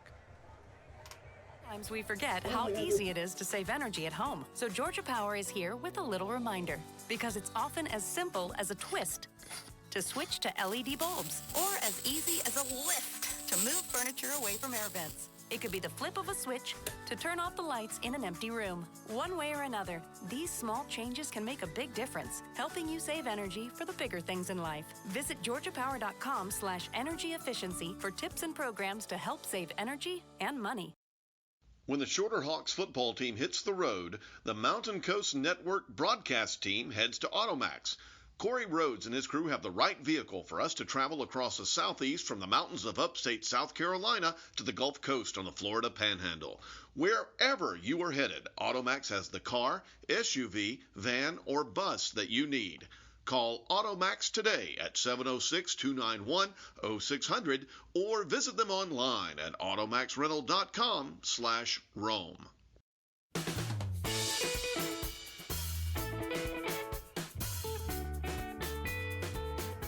Nothing like playing a beach theme in Metro Atlanta. Welcome back to Douglasville, Georgia, where the Paulding County Patriots trail Chapel Hill 13-7. 8 minutes and 20 seconds left in the first half, but a great drive from Paulding County. And they have first and goal, ball at around the 8-yard line. 2 receivers to the left, H-back to the left, 1 receiver to the right. In the pistol, it's Malden looking Khalil Jones' way, and he has got it. Rips it away from the defensive back, and that's a touchdown for the Patriots. How about a second quarter comeback? They've tied it up with 2 touchdowns. Just such a great throw, great back shoulder throw to Jones. Jones did a good job of just putting his body between the defender and the ball and made the catch. Just really good pitch and catch right there. Khalil Jones, I hope he didn't eat today because he is eating right now. I tell you, wow. 13-13 tie with 8:15 to go in the first half, and Paulding County trying to take their first lead with this extra point attempt by Clay Walters. The senior will not get a chance to kick it right now. Timeout called by Paulding County. They want to talk it over on the sideline. We'll keep it right here. I do want to shout out all of our sponsors on the Mountain Coast Network. They include Automax, Georgia Power, Georgia Northwestern Technical College, First Bank Mortgage, McDonald's of East Rome and Armuchee, Logical Systems, Floyd Physical Therapy and Rehab, and our title sponsor, Georgia Highlands College. Take charge of your future today at Georgia Highlands College. You can take classes at 5 campuses in Dallas, Rome, Cartersville, Douglasville, and Marietta, or you can take fully online classes through GHC and eCampus. For more information, visit highlands.edu. That's highlands.edu. All right, as we get set for the extra point. A quick timeout for both sides, kind of what you expect on an extra point. Both head back out onto the field, and Paulding County trying to take the lead in a 13-13 tie. Clay Walters, the senior kicker out there. The senior holder, quarterback, Braden Malden. And the long snapper for the Patriots, number 55, Caden Cordell. The snap, the hold, the kick from Walters is up, and it splits the uprights, and that puts Paulding County on top, 14-13 with 8:15 to go in the first half. Now, Steve, as poorly as this game started for the Patriots, you feel a complete momentum shift now. It's all going Paulding County's way. You just need a defensive stop. Absolutely. They're starting to kind of find their groove. They're starting to figure out where they can move the ball, kind of finding out where that weakness is they want to try to take advantage of on Chapel Hill's side, and they're finding it so far. And the connection of Malden to Jones has just been amazing so far. But he has that connection with each. I bet he's had a different receiver every game that has kind of been the one that's been open, and he does such a good job finding them. Cameron Dean back deep to return alongside Jelani Lovett, the senior. Clay Walters getting ready to kick this one away. 8:15 to go in the first half. And it's a low kick. It's going to hit around the 20, takes a roll, and it will scoot out of bounds, and that's going to be a penalty against the Patriots. Yeah, that's not exactly what you want after a score, is kick one out of bounds and give them a really good or much better scoring position when you have the ability to kick it at least to the end zone or out of the end zone, almost like a squib kick for some reason, but gives Chapel Hill pretty good field position. So they're going to move it up now. I believe they take over around the 35. Bring it to the 35, Chapel Hill 35. Coaches always hate it when the kicker kicks the kickoff out of bounds. You know, the football field's 160 feet wide. All you got to do is just keep it in there. But it happens to the best of them. Yeah. Walters will be all right. He's a pretty good one. We saw that in pregame. Absolutely. First down at the 35 for the Panthers. They're going to pitch it left side, and a great block. He's got some space past the 50 up to the 40, puts on the brakes, accelerates to the 20. He's still fighting and pushed out of bounds at the 20-yard line. Hello, Jelani Lovett. Absolutely. What a great play, and you called it. A great block by the receiver. It was a pitch left to this left side, near side. Great job of getting to the edge, and then a really, really good block that sprung him past that first level, and he was gone now. Good angle, made him have to stop, try to make a move, allowed him to push him out of bounds. Jelani Lovett said, you know what, Devin Wiggins had that 50-yard run earlier. Why not a 45-yard run myself? Lovett getting a breather on the sideline. Actually, they're going to bring in Wiggins now. Two receivers and an H-back to the left, one receiver to the right. The quarterback, Fry, will hand it off to Wiggins. He is ripped down by Abrams, but keeps his footing, reaches the football out as he steps out of bounds. That's a nice pickup on first down. Absolutely it was, and like you said, it was a good job of penetration by the defensive line. J-Rod Abrams came through, made the hit, but he wasn't able to bring him down. And running back kept his feet under him and ended up with a good gain. Wow. And Abrams, a freshman defensive lineman. Absolutely. We mentioned how talented, how big he is. Something he'll learn is at this level, how big you are, how hard you hit, doesn't matter. You got to follow through. You've got to wrap up. You absolutely do. Brings up a second down and medium now for the Panthers as Lovett's back in the game. Two receivers to the right, tight end to the right, and Fry will roll out that direction. He cuts back to the left, has some space over here. Abrams says, no, you don't. Wraps him up and brings him down, and that's a big sack for J-Rod Abrams, the freshman. What a great job. Fry was trying to get outside of him, and Abrams just would not. He just extended to where Fry had to cut up, and when he did that penetration or that pursuit caught up to him, man, that was such a great play by the freshman. And it was good athleticism by Fry as he rolled out to the right. He juked a linebacker out of his shoes, but came back near side. And that time Abrams made up for the missed tackle. Sure did. Loss of 7 on second down and medium now, third down and 12. Trips right, one to the left. Fry looking to his right. He'll stop and lay one towards the end zone. Nobody's there, and it's intercepted by Francier Chardavon. Franzier said, you know what, I'm on defense, but I'm going to catch it like a receiver. High points it, brings it down in the end zone, and that's a touchback. I think, too, we could have had a mix-up because I think he threw it more like a flag in the end zone. I'm going to tell you, though, Logan, that was still, what, about a 40-yard throw in the air, man. I mean, kind of fading to his left, throwing it back to the right. He just put way too much air under it. One of his receivers was not really that close and was able to get that pick at a crucial time for Paulding County. And we can see the talent with Kamari Fry. Absolutely. I mean, he put some zip on it, despite it being so Absolutely far did, downfield and needing to lift it. Just made a wrong decision there, and he'll head to the sideline a little disappointed as the Patriots, who lead it 14-13 with 6:17 to go in the first half, they get the ball back on their own 20. A bunch formation here, 2 receivers to either side. In the gun is Malden. Braden Malden will throw. Looks downfield, and he's got Shardavon. It's caught past the 50. He's at the 40, at the 30, coming towards the 20, at the 15, the 10-5, touchdown, Paulding County. Wow. Franzier Shardavon intercepts it, Wow. brings it all the way down for an 80-yard touchdown on the next pass. Wow. That was all Shardavon. The interception, the touchdown reception, unbelievable effort by the junior, and it's 20-13. Wow. I don't know what to say. There's not a lot. Such a great job, just a go route, and he just outran the coverage right there, got behind him, and great throw again by Malden, led him perfectly. Great throw, great catch, and a great run for the touchdown. Wow. What a play by Franzier Shardavon. What a series of plays, back-to-back Absolutely. plays. He was like, hey, guys, don't forget about me here.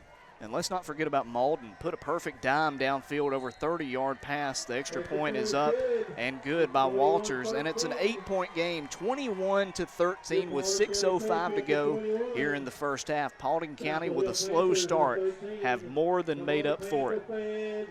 This has been a fun first half. We hope you're enjoying it here on the Mountain Coast Network. Wow, wow, wow. Stay tuned for the halftime show right here on the Paulding County Patriots I tell you, Game Day we show. Can't say enough about Malden, and I know that it may seem like we're overdoing it, but we're really not. The poise that he had pressure that time. That was the first pressure that he had. He was hit basically right after he threw it, but still had enough to step into that throw. If he hadn't have, it would have floated and had a possibility of being intercepted. Led him perfectly, led Shardavon perfectly. You can't say enough about his poise. We got a new kickoff man too. It looks like. And that's the senior, number 20, Bryce Wardlaw. Yeah. They rotate Walters and Wardlaw. Wardlaw would probably start for 90% of the teams in the state of Georgia, but you got Walters starting. Kicks it past the 20 on one hop. It's fielded by Lovett, and a ankle tackle. The ball comes out late. It's a fumble, and Paulding County says they have it. A flag came out. We'll see who comes up with it. I'm curious to see what that is. Typically, it's going to be on the receiving team, but I'm not sure because it was an arm tackle that brought him down, and I'm not going to. I think it was an arm, unless they call it a leg for tripping. Chapel Hill did recover though. So. Oh, did they? Okay. We believe Paulding County still pleading their case to the officials. They're talking about it. We're going to see, was he down? He was not, and Paulding County has recovered the fumble. And the Patriots will take over close to the red zone. Yeah, they're still talking it over. I think they're trying to make sure that they get it as right as possible. Coach Stevens is out on the field definitely wanting an explanation here from Chapel Hill.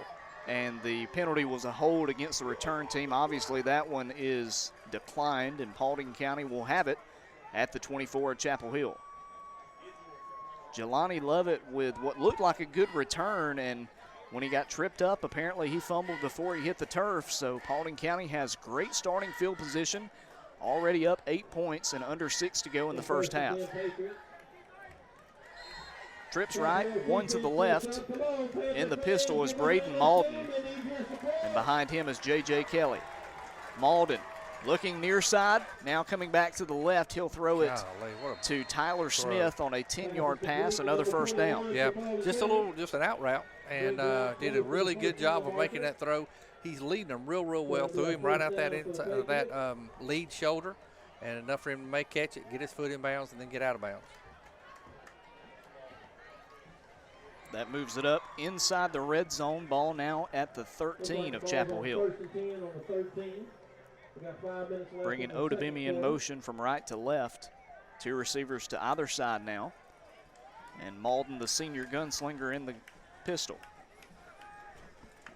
Stops in the pocket. Good block by Kelly. Rolling out to his right is Malden. He's going to keep it at the 10. The 5 takes a big hit, but gets close to the 5-yard line. And a couple of words there after the play by the Chapel Hill defenders, but good poise there by Malden. Just gets up and runs towards the huddle. Yeah, McLam came out of that safety position and did legal hit. Good pop right there on Malden. But by that time, he had already gained good yardage. And, you know, there's not many 2,000-yard passers in the state of Georgia that are just going to stand there and be willing to get rocked like that. Credit to Malden. Trips left, one to the right, and Chapel Hill jumps off sides. We see that often with what Malden does. Not exactly sure what he does, but he gets people jumped off sides often. So second down and 3, first and goal now. Puts the ball around the 2.5 or 3 yard line. Same formation here for the Patriots. They'll move Odebimi into an H-back on the left side now to the right. Kelly is the deep back. They'll hand it off to J.J. Kelly. Right side again, puts on the Jets and gets in. Touchdown, Paulding County. And the Patriots score again. They lead it by 2 touchdowns now, 27-13. But that one's coming back. A flag is thrown, and that's a hold against the Patriots, and the points are wiped off the board. So the Panther defense will have another chance for a stop here as that moves it back 10 yards. Coach Spence upset, more with his team than the call. 21-13, Paulding County leading it, 5 minutes to go in the first half. That moves the ball back to the 11-yard line. The hold took place right at the goal line, and you wondered why J.J. Kelly was so wide open. The hold wasn't really necessary. I think he was going to get in anyway. I think you're right. But it was a good call by the officials. 2 receivers to either side. Malden claps his hands, and the linebacker for Chapel Hill comes in and says, "I'm not going to jump again, Braden." In the pistol, Malden has it. Rolls out to his left. Tucks it in. Now throws it at the last second in the end zone, and it's broken up. A great play by the defender. Absolutely, it sure was. Exactly what I was about to say. He did a good job keeping the receiver in front. Broke on the ball really, really well and made contact as soon as the ball got there. Great play. Great defensive play. That was number 8, the defensive back, Jalen Kelly, the senior. Coming up and letting into the receiver on the far sideline. It was intended for Chardavon, would have been his second touchdown catch. Instead, it's second down and long.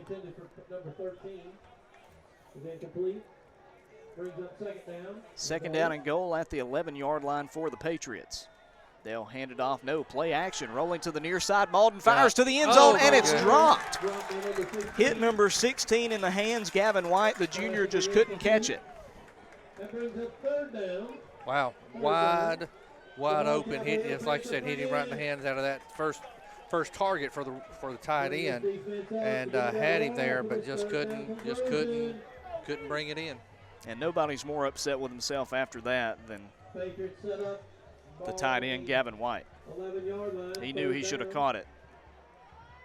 4 minutes left in the second quarter. Ball at the 11, third down and goal now. Have one-on-one on the outside for Chardavon. We'll see what Coach Spence and the Patriots dial up here on third and goal. It's going to be a fade. Right side and knocked away from Khalil Jones. He's asking for interference. He's not going to get it. A good play by Chris McLam. Wow, another just really good plays right here by this defensive secondary for Chapel Hill. Was able to break that up. And that's how important that holding call was. It takes 6 points off the board. Now, Paulding County trying to make sure it only takes 3 points off the board as Clay Walters comes out for the field goal. We saw him hitting 50-yarders. Now, granted, it was off a tee. That was in pregame. A little different when these 11 defenders are coming after you. This one to make it an 11-point game. The snap, the hold, the kick is up, and it is through. And Paulding County extends their lead 24-13 with 4 minutes and 39 seconds to go in the first half. We're going to step aside, hear from some sponsors, and we'll come back with the rest of the first half. You're listening to Paulding County Patriots football on the Mountain Coast Network. Your score, 24-13, Patriots on top.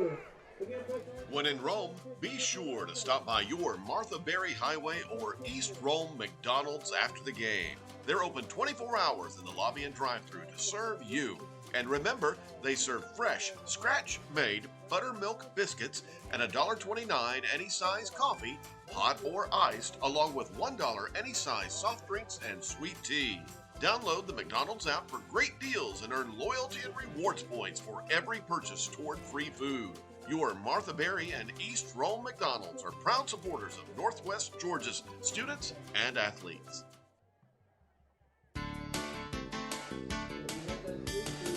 And Bryce Wardlaw is back out there for the Patriots to kick this one away. A pooch kick. It will actually go out of bounds. Goodness. Hit at the 25, rolls towards the 20, and rolls out, and that's going to equal good field position here for the Panthers. Yeah, I'm not exactly sure if that was the call. Obviously it is. They're trying to just do a little pooch over there, just get too much on it and get it out of bounds. I can't talk about it. We can't say enough what a big defensive stop that was for Chapel Hill that time.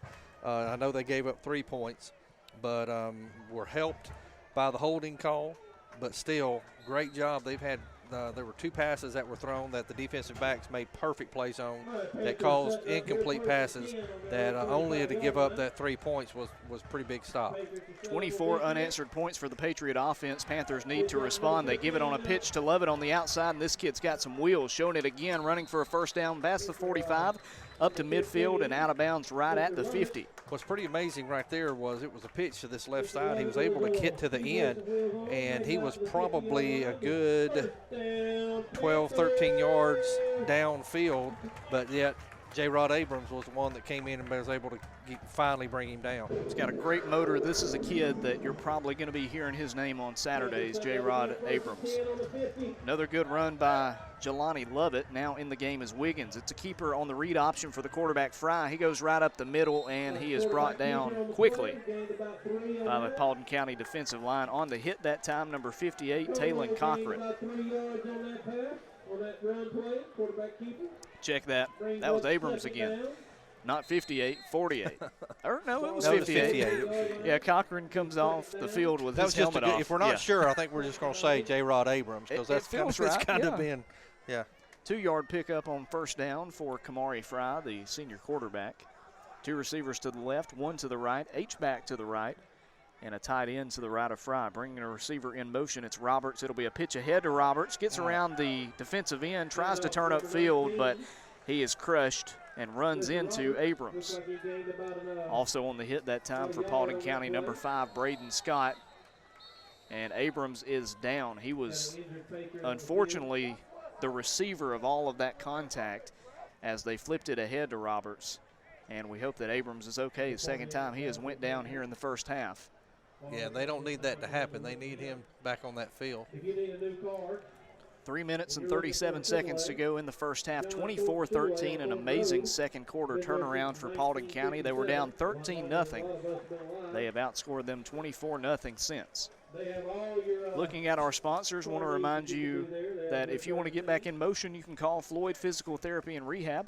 706-509-3400 is their phone number, or you can visit them at Shorter Avenue in Rome. Also, thank you to Logical Systems for their support of Paulding County Patriots football. Let our solutions be the answer to your IT challenges.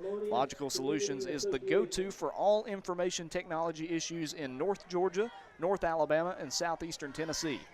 You can call Logical Systems of Rome at 706-234-9896. That's 706-234-9896. Third down and 8 here for the Panthers. Ball at the Paulding County 48-yard line. Need to get it up to the 40 for a first down. 2 receivers to the left, 2 to the right. Fry in the gun. We'll see if Chapel Hill can get a first down. Already one first down on this drive on the pitch to Lovett. They look to the sideline, get a play call in from the offensive coordinator, and now a flag flies in. That is, I believe, delay of game. We'll check and see the official call. That was the initial call, and they will move it back 5 yards, so 3rd down and 8 turns into 3rd and 13. Again, there's no reason for that. You're just coming off an injury. Timeout, basically. I don't know why in the world there's no reason to have that. That's one that's going to you just can't have. Coach Stevens, I think, is wanting the white hat to kind of explain to him of why that was delay call.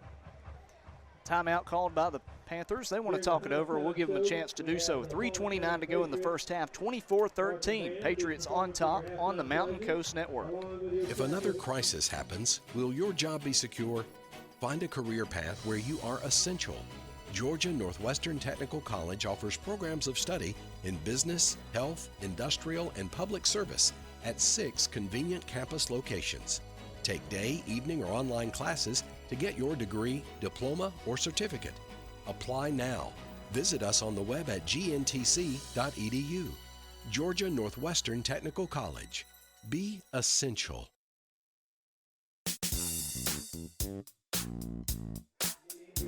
You know, I'm going to tell y'all, I don't know where they find this bumper music, but I'm down with it. I tell you, man, it makes me tap my feet every time it comes on. Paulding County leading 24-13 with 3.5 to go in quarter number 2. 3rd down and 13 here for the Chapel Hill Panthers. Ball now in their territory at the 47. Kamari Fry, the quarterback, in the gun. 3 receivers to his left. He looks that way. The pressure comes in. He fumbles, drops the ball. He'll fall on it. He's got it back, yeah. But that's 4th down anyway, and a punting situation here for the Panthers. That time, 2 linebackers came in untouched. It was Odubemi and Braden Scott, and I think he went between them, but one of them got a piece of the ball. He was holding it with one hand. Handled it. Yeah, he was holding it with his throwing hand because he was wanting to try to pull up and throw. And one of them just got their hand, I think, hit his elbow, which knocked it loose. But a real good job of coverage right there by Paulding County defense. So a loss of 5 yards there. Now 4th down and 18, and punting it away again is Bryant Bomer. He stands at his 30, and it's blocked. Didn't get enough air under it. It's coming near side, picked up by Paulding County just past the 40 at the 38. The rush too quick there from the Patriots, and I think the block was by the junior Braden Scott. Yeah, I believe it was too. Did a really good job. I don't know if anybody touched him, to be honest with you. Good job of laying out, getting that block, and a really good job. One of the Paulding County players tried to just pick it up, but he dropped it, and a great job, I believe, by 26 for Paulding County. That was Osei Evans, who did a great job of just saying, hey, let's just fall on this thing. Smart play. Our offense is going well. Let's just fall on it. We'll take the ball right there inside the 40. And Frederick Sumlin was the Patriot who tried to, pick it up full speed, and if he did, it's a touchdown. Oh, yeah, absolutely. But a smart play by Evans to realize, okay, let's just fall on it and get possession here. 2 minutes, 39 seconds left to go. Plenty of time for another scoring drive here for the Patriots. One receiver to the right, a tight end, H-back to the right. One receiver to the left. They'll hand it off to Micah Kelly up the gut.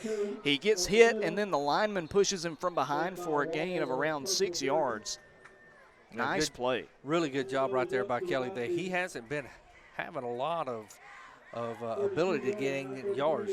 Defense doing such a good job. But one of the things that he did really, really well is once he got through that line, past the line of scrimmage, he did a good job of holding on to that football, making sure that he kept it high and tight and had both hands on it by the time the second level hit him. They'll hand it off to Mikey Kelly again up the gut. This time he runs over a man and gets a first down. That was a nice play defensively. I thought he had a chance to kick it in second gear, and I can't tell, looks like number 8 maybe, is that right? Jalen Key, yeah, did a really good job of coming up from behind and chasing him down and getting the tackle. 8-yard pickup on second down and medium there for Micah Kelly up to the 25 now, knocking on the door of the red zone. Minute 51 to go. Really running the ball on this drive, and they're going to have play action here. Running to his left is Malden, tries to juke a man and just has to slide at the line of scrimmage. Smart play there by Malden to realize defender coming full speed, let's just hit the deck. Didn't force anything either. He could have forced it. Now, granted, he could have had the option of trying to just throw it away, but you can't fault him for what he did. It's just a smart decision. The main thing he didn't do was try to force it in and end up getting a turnover. Clock now starting to be an issue for Paulding County. 1:20 to go in the first half. They lead it by 11, just looking for another score. They have it at the 25. Malden looking long. He has Khalil Jones near side, almost intercepted. A good job by Jones to come back for the ball. Absolutely it was. You're right. That's a hard throw. Again, rolled to his left, pulled up and made the throw. Try to throw it back to all the way over to the right, or the right sideline. Really just tough. There's a flag down, though, I just noticed. Chris McClam was the defensive back who almost came away with an interception.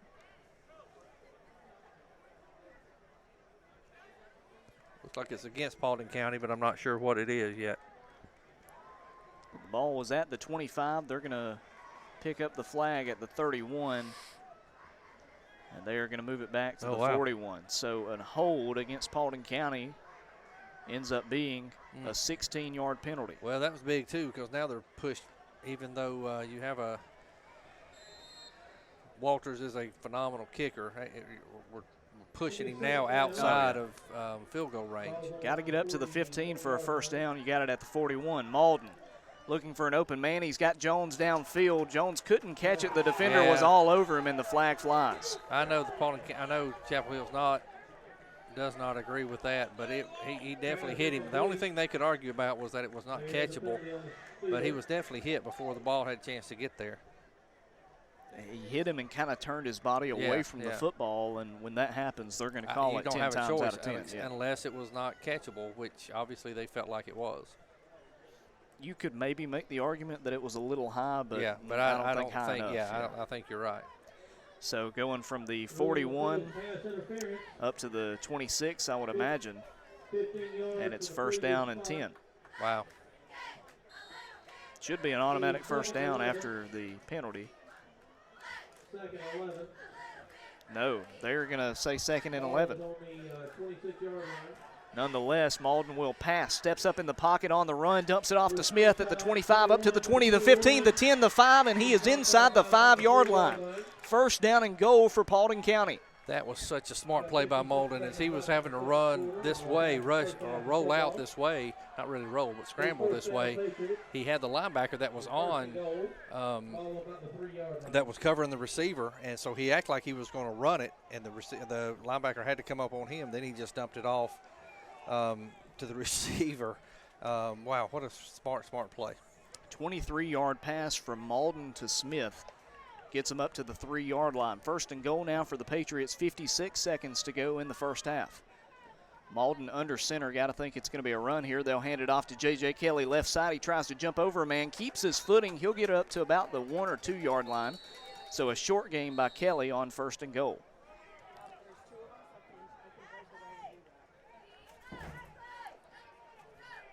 Timeout taken by Paulding County to stop this clock. 45 seconds to go in the first half.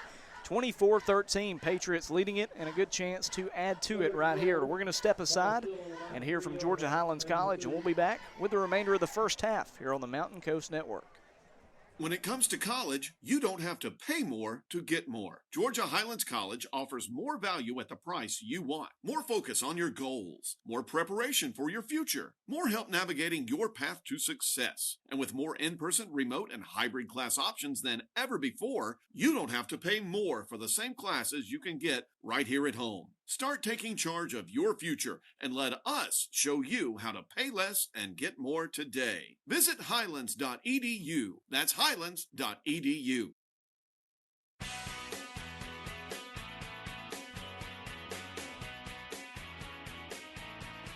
Paulding County Patriots football on the Mountain Coast Network, presented by Georgia Highlands College. Logan Maddox, Steve Turrentine with you here at Chapel Hill High School. The Panthers trying to get a stop here before we end the first half of play. 45 seconds left. Second down and goal at the 2 for Paulding County. Patriots on top by 11. They have a very tight formation, don't they?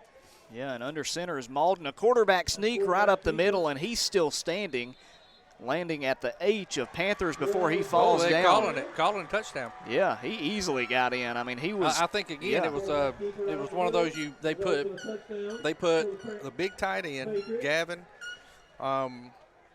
White in the backfield along with 2 other big boys, and they just quarterback sneak and just pushed him in.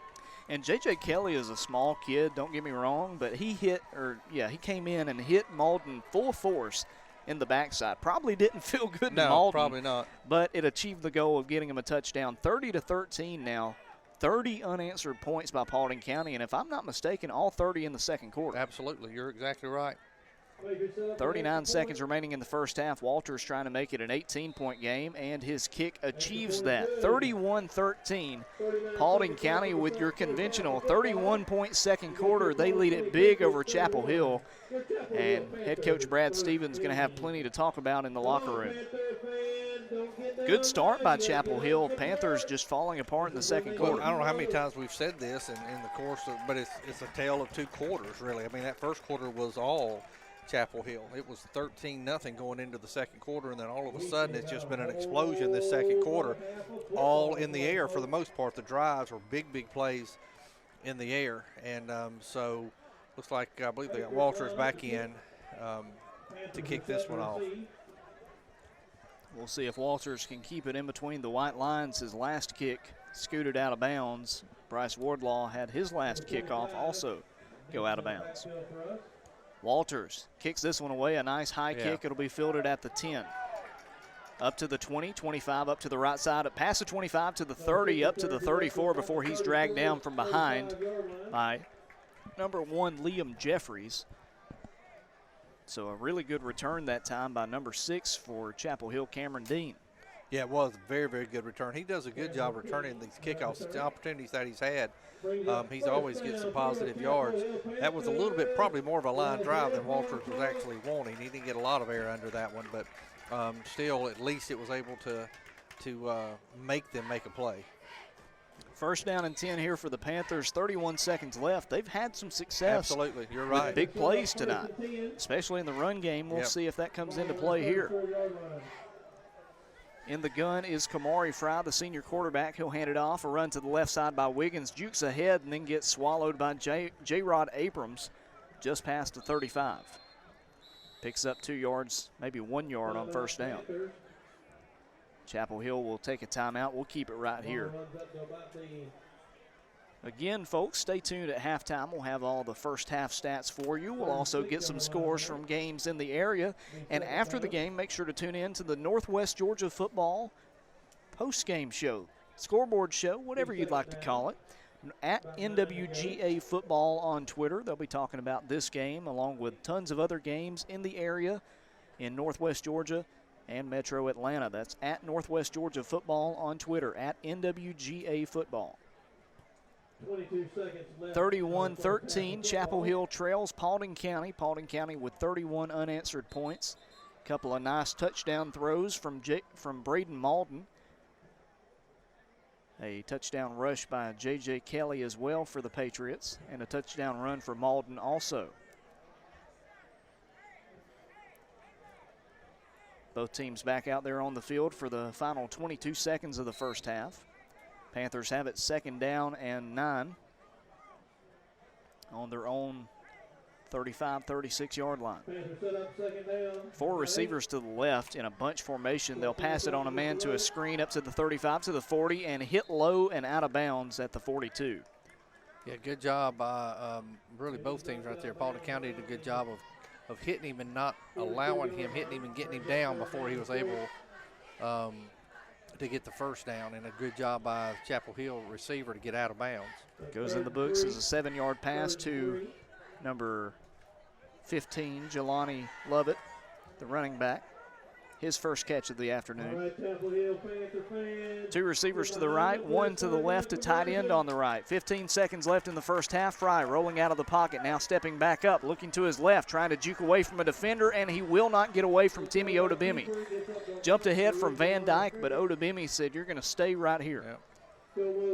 That was a pretty good pickup on 3rd down and 2 if you're just trying to get the first down, because he does move the sticks. A good scramble there from Fry, but not really running too far, and the clock continues to run in the first half, and that'll take us to halftime. Chapel Hill not electing to take a timeout, and we'll head to the locker rooms with Paulding County leading Chapel Hill 31-13 at the midway point.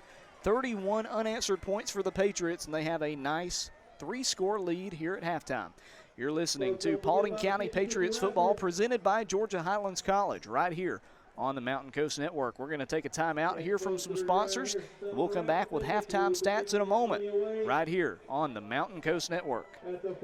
Sometimes we forget how easy it is to save energy at home. So Georgia Power is here with a little reminder, because it's often as simple as a twist to switch to LED bulbs, or as easy as a lift to move furniture away from air vents. It could be the flip of a switch to turn off the lights in an empty room. One way or another, these small changes can make a big difference, helping you save energy for the bigger things in life. Visit georgiapower.com/energy efficiency for tips and programs to help save energy and money. Georgia Highlands College has got you covered. With more in-person, remote, and hybrid class options than ever before, you can take classes the way you want, from virtually anywhere.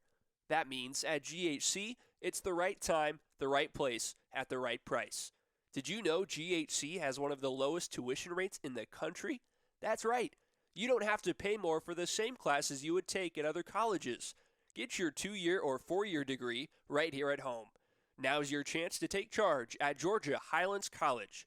Visit us today at highlands.edu to learn how you can take classes virtually anywhere and land a career in one of many rapidly growing fields.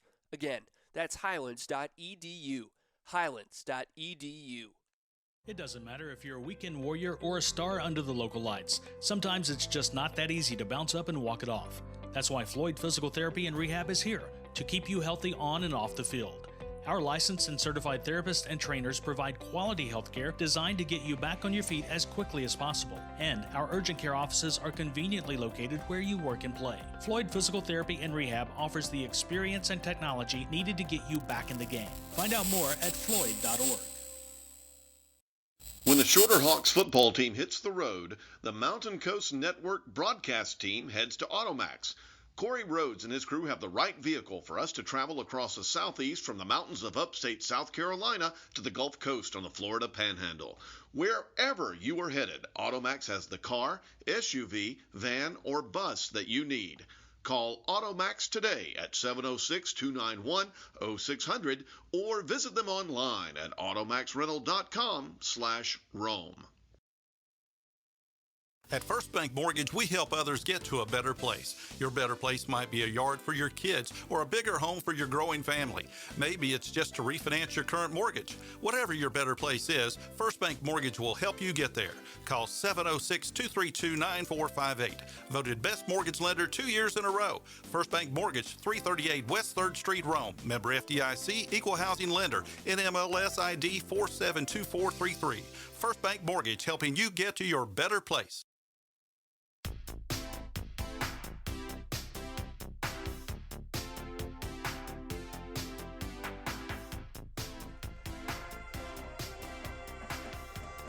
Getting a chance to hear the Paulding County High School Band. Great job by them tonight. Chapel Hill's band on the field are waiting for them to finish up before they can hit the field. One of the great festivities about high school football, you know, is having the bands, this atmosphere that you really only get at the high school and college level. You just can't touch it. No, you're exactly right. It's always just it's so good. They work so hard, and most of the time they don't have the opportunity of working on the field itself all the time. So a lot of times they're in they're in the parking lots, or they're somewhere working hard during the summer in the heat and after school in the heat too. And so it's always good to let them kind of show off what they've been working on. Logan Maddox and Steve Turntine with you here on the Mountain Coast Network.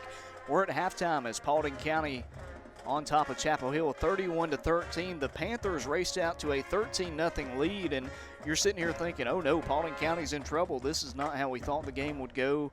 You know, we thought it'd be a pretty close one, a good battle, and then the script is completely flipped. Paulding County comes out firing on all cylinders, gets some help with some turnovers, an interception, a fumble here and there, and you look up, we're at halftime, and they lead by 18 points, and it's a pretty comfortable advantage for the Patriots. Of course, the game's not over, and Chapel Hill's in there talking over what they got to fix. There's some things that, of course, Paulding County needs to fix as well, but what can you say about that well-played first half by the Patriots? Well, I tell you, it's not as dominant as it sounds. I mean, Paulding County they couldn't do anything first quarter. They tried to establish the run, could not do it.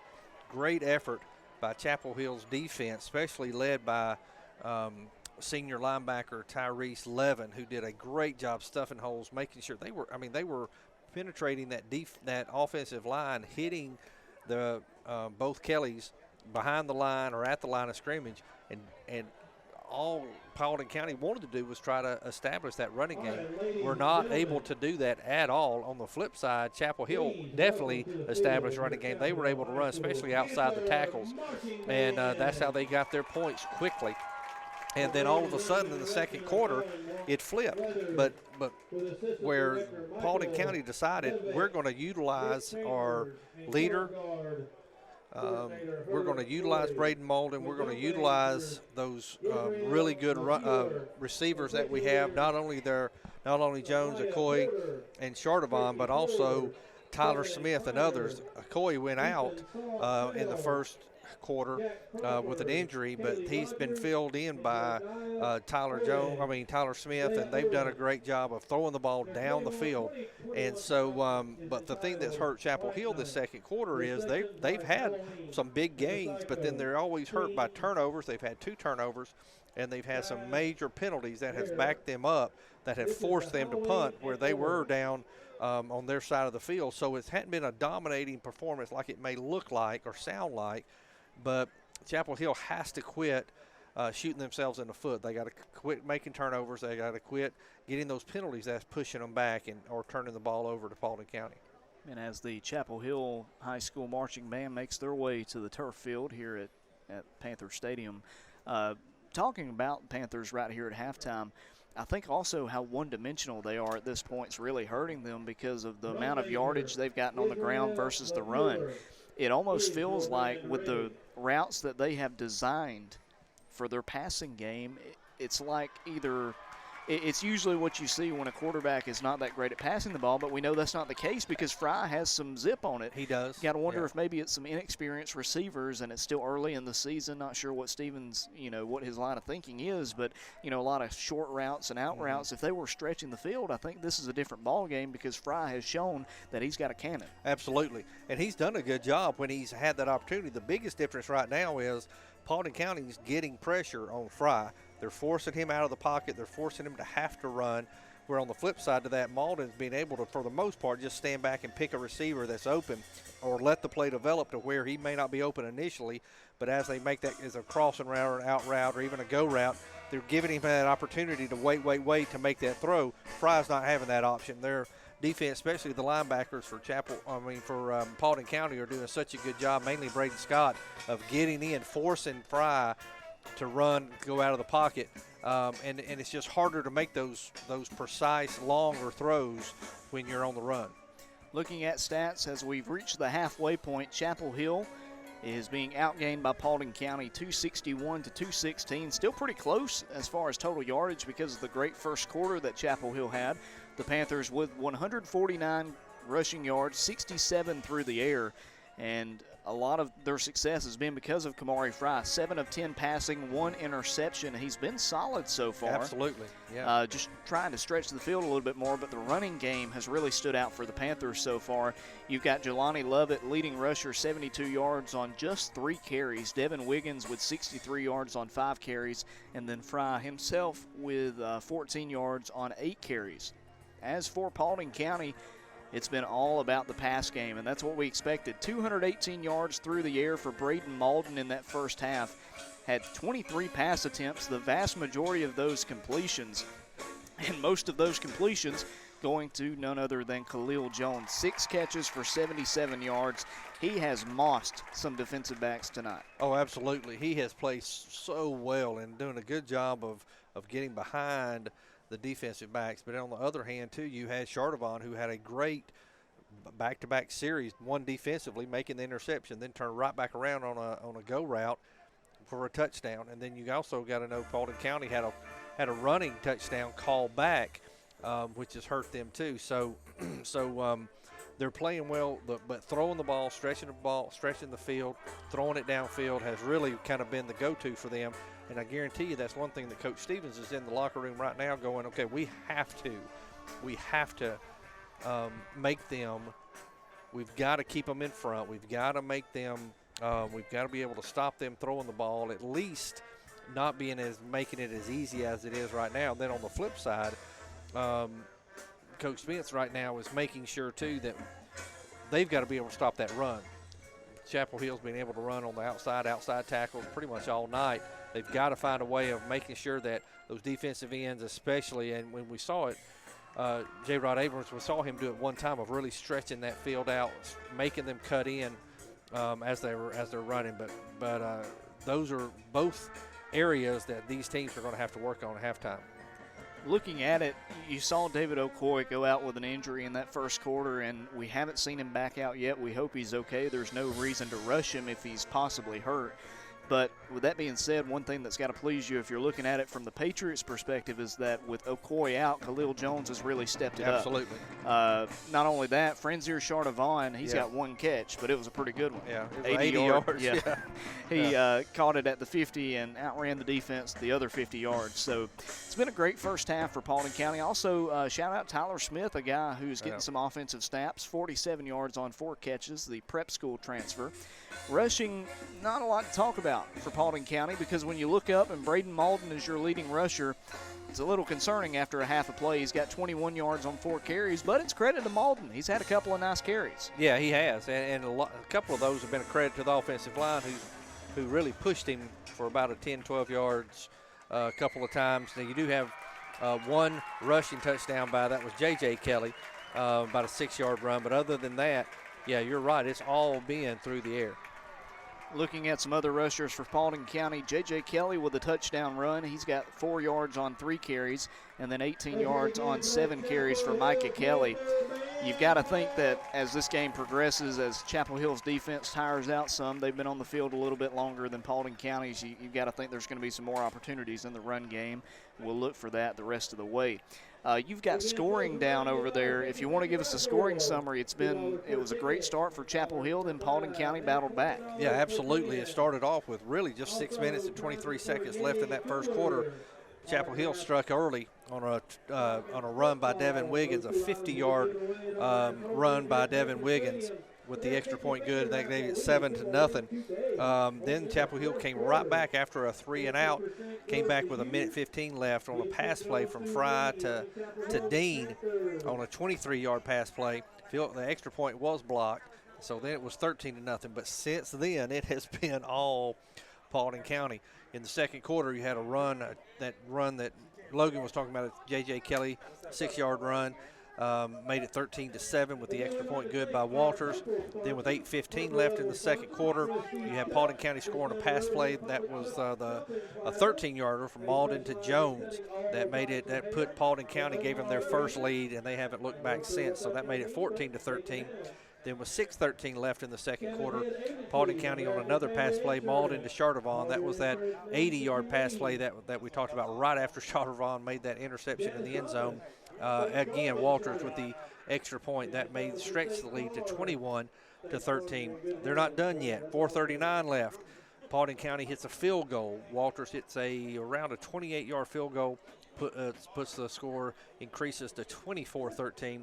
And then the last score of the half was at 39 seconds left. You had a run by Malden, a 4-yard run that pushed it up to where we are now, 31-13 at halftime.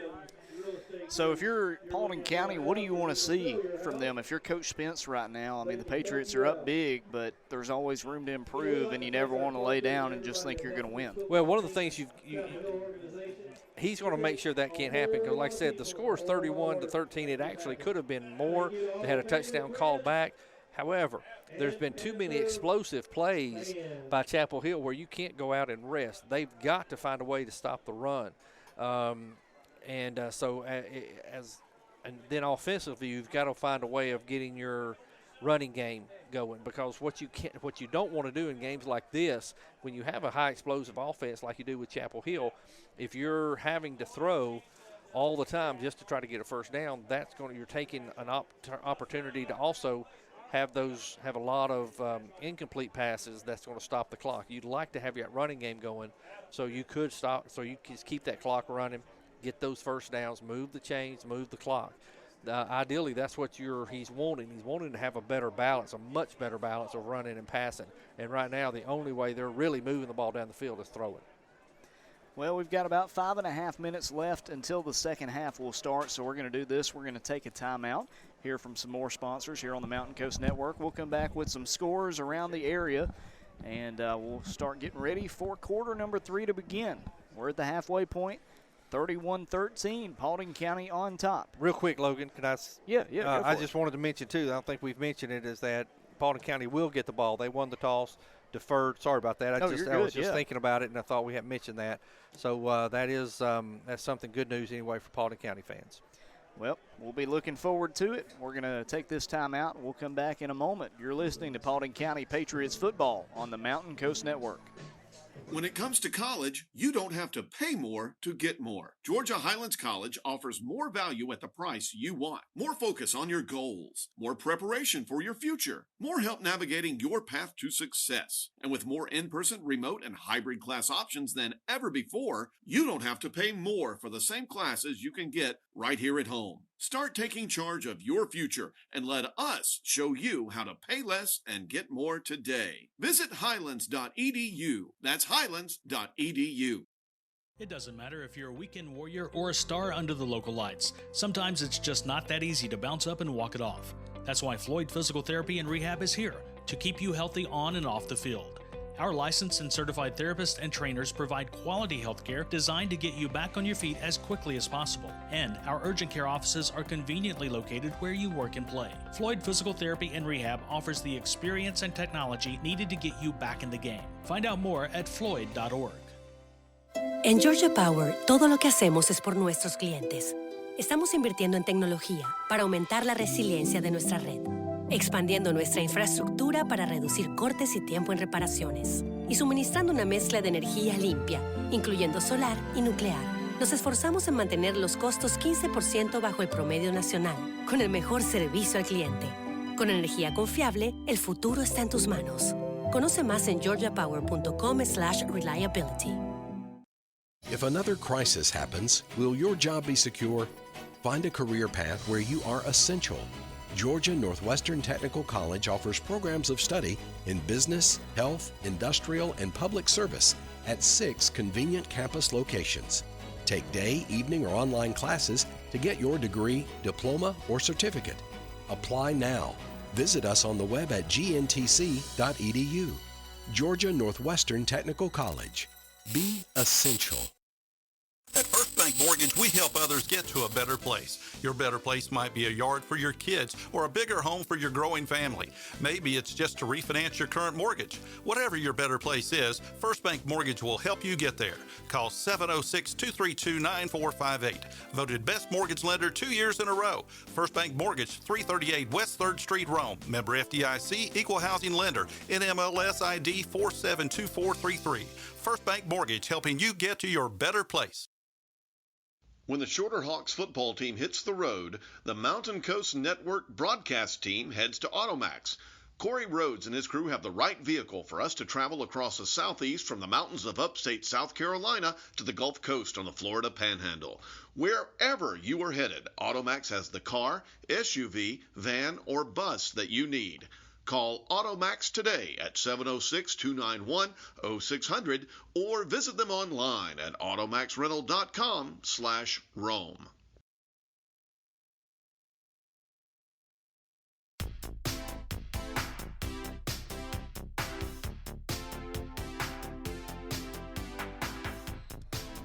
And welcome back to Chapel Hill High School here in Douglasville, Georgia.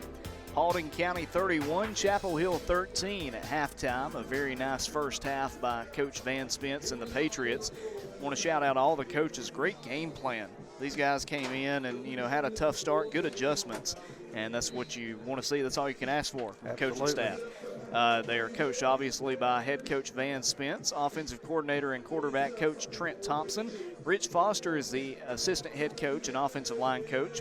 Umbre Brown is the defensive coordinator. Gene Reynolds is the defensive line coach. Nick Brown coaches the offensive line. Troy Vincent coaches special teams. Brandon Bowman is a wide receiver coach alongside Colton Ballou. Dylan Hamilton coaching defensive backs. Brian Jacobson, he's the recruiting coordinator and the running backs coach. And Brad Wood is an offensive assistant. Great job by all those gentlemen. And also let's shout out the managers, Christina Powell, Kendall Turner, Taylor Turner, Randy Scott, and Emily Post. And the filmers as well, Kel Cochran, Tony Snell, Micaiah Durham, Jocelyn McGee, Caitlin Pittman, and Jace Cordell. As you know, Steve, somebody who's been around athletics for a long time, it's everybody. It's not just the coaches and the players. It's the managers, the filmers, trainers. It's everyone. Oh, absolutely. And, it literally takes to pull off a game and to be a successful program. It takes a lot of effort from a lot of people. Looking at some local scores that we're seeing on Twitter, obviously in this one, 31-13, Paulding County on top of Chapel Hill at halftime. Haralson County leading Bowden 14-10 heading into the fourth quarter. That has been a quick one, but it's what you expect with two running offenses. Yeah, absolutely. You're right. Some more games that we're seeing around the area, most of these in the West Georgia area. Central of Carrollton on top of Towers at halftime, 35-6. Big win tonight for the Lions if they can hold on. Up in North Georgia, Gilmer leading Murray County 21-0. Paulding County running out onto the field at halftime and very pumped up. A lot of cheering coming from the Patriots on the far sideline. Also, maybe a shocker up in Rome at halftime. Coosa 7, Armuchee 14. Yeah, and it's funny, we got the same score at Model and Tryon. Model 7, Tryon 14 at the half. Pepperell 20-28. Bremen's winning that game 28-20, third quarter. And Fannin County 6, Sonoraville 0. A couple of ones I have, Logan. And then in this region, the Rome Wolves upsetting Cherokee, a 7A school, 17-7 at halftime. That one over in Barron Stadium. Yeah, and Douglas County 9-0 third quarter over Dutchtown. Okay, and that's a pretty good game. I mean, Dutchtown's a good program. I'm going to be honest. I'm not very familiar with them. So to be honest, I know mostly just through recruiting they've pumped out some D1 guys. So that's pretty good for Douglas County. Yeah, credit to them. That's a team that Paulding County will be seeing here in a few weeks.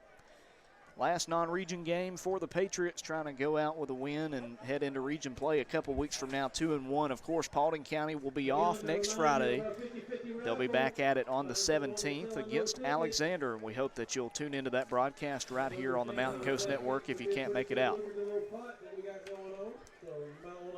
I want to thank everyone for joining us again on this broadcast on Friday night. A beautiful night here in Douglasville. Great hospitality here at Chapel Hill High School. Can't thank them enough. And looking forward to getting this second half started. Absolutely. Kicking off will be the senior kicker and punter for Chapel Hill, Bryant Bomer. Back deep to return for Paulding County is Khalil Jones. Waiting for the clock to run out. You got a lot of lower numbers out there. I mean, I'm not thinking necessarily they're going to do a onside kick, but I mean, you don't have any really big guys out there on the line for the Panthers. So I'm just curious to see. I don't think they're going to try it, but usually have a lot of hands, folks. If you're even on the, I know you're used to on the receiving team, but you also have it on the kickoff team a lot of times. I'll say this. I mean, you're down 18 at halftime. You might as well. It's a non-region game. I mean, it's a definite thought, but and the buzzer sounds as we're ready to start the second half. Just waiting on the clock to be fixed, and there we go. Think we're good to go now. Bomer is set, checks to his right, checks to his left. And the senior is set. Jogs up, puts his boot into this one. No onside kick, a good one. It's going to be fielded actually off of Jones and out of bounds. He tried to catch it at the 10, hit him in the gut, and rolled out at the 15. Yeah, very unusual. He tried to just catch that one with his body, which he doesn't do as a receiver. But, yeah, it just got in on him a little bit quicker than he thought. And fortunately, he was on that wide side and knocked it out of bounds. But very, very poor field position to start off with. How many touchdowns does Braden Malton have tonight? Let's see. He's thrown 2 and ran in and one. ran 1. And then J.J. Kelly had the other touchdown. The other rushing, yeah. And then we had the field goal, yeah. 1 touchdown to Jones and 1 to Shardavon. Shardavon. So we'll see what the second half has in store for Paulding County. Not great field position on their own 15. 2 receivers to either side. In the gun is Malden, and beside him is the junior running back Micah Kelly. Malden, the senior signal caller, looks to his left. It's a screen pass. They dump it off. It's caught at the 15, up to the 20, and hit out of bounds. Yeah, I think that was just a quick hit play. It was just a real quick screen. He just stepped back behind the line of scrimmage. Good throw. Got it out there to him quickly, and got a good 5-yard gain. That another pass to Tyler Smith, the junior. Brings up 2nd down and 5 now for the Patriots. 2 receivers to either side. Same formation here. And Chapel Hill almost jumping off sides. They'll say that he stayed just away from the nose of the football. In the pistol is Malden. He'll turn around, hand it off to Kelly up the gut, and a big hole for Kelly. Spins away from a defender after a 6-yard gain. He is down, but moved those chains for the Patriots. That you could not ask for anything better. The first run of this second half, just positive yardage is a plus from the first half. But not only that, to be able to get that first down, that's big. That has to be one of the goals they were wanting to accomplish this second half, was getting that running game going. They'll say he reached out for a 7-yard gain, so 1st down and 10 now. Up at the 27-yard line as they hand it off again. A stretch play to the left for Kelly. He won't go far. No, he didn't. He tried to kick that outside, but they're giving him a better spot than I thought, to be honest with you. I thought he only had a couple of yards, but it looked like he got about 4 yards there. So a pretty decent run on 1st down from what we thought. Yeah. Definitely better than we thought. Kelly with a second effort. He has impressed me with that. He doesn't have a ton of rushing yards tonight, but he doesn't give up on plays. He doesn't get brought down easily either. I mean, he's one person typically ain't going to bring him down, especially an arm tackle. 2 receivers to either side. They'll have a screen again on the far side, I believe, for Smith. He'll cut upfield and get a gain of 3 yards, setting up 3rd down and short now for this Patriot offense. Just another quick hit play, really the exact same play as they got the first down the last time. Or not the first down, but they got the big gain the last time, 4 or 5 6 yards. Again, just a quick hit play over there for the wide receiver. So now Malden in the pistol, trips right, 1 receiver to the left. Behind him, the speedster, the sophomore, J.J. Kelly.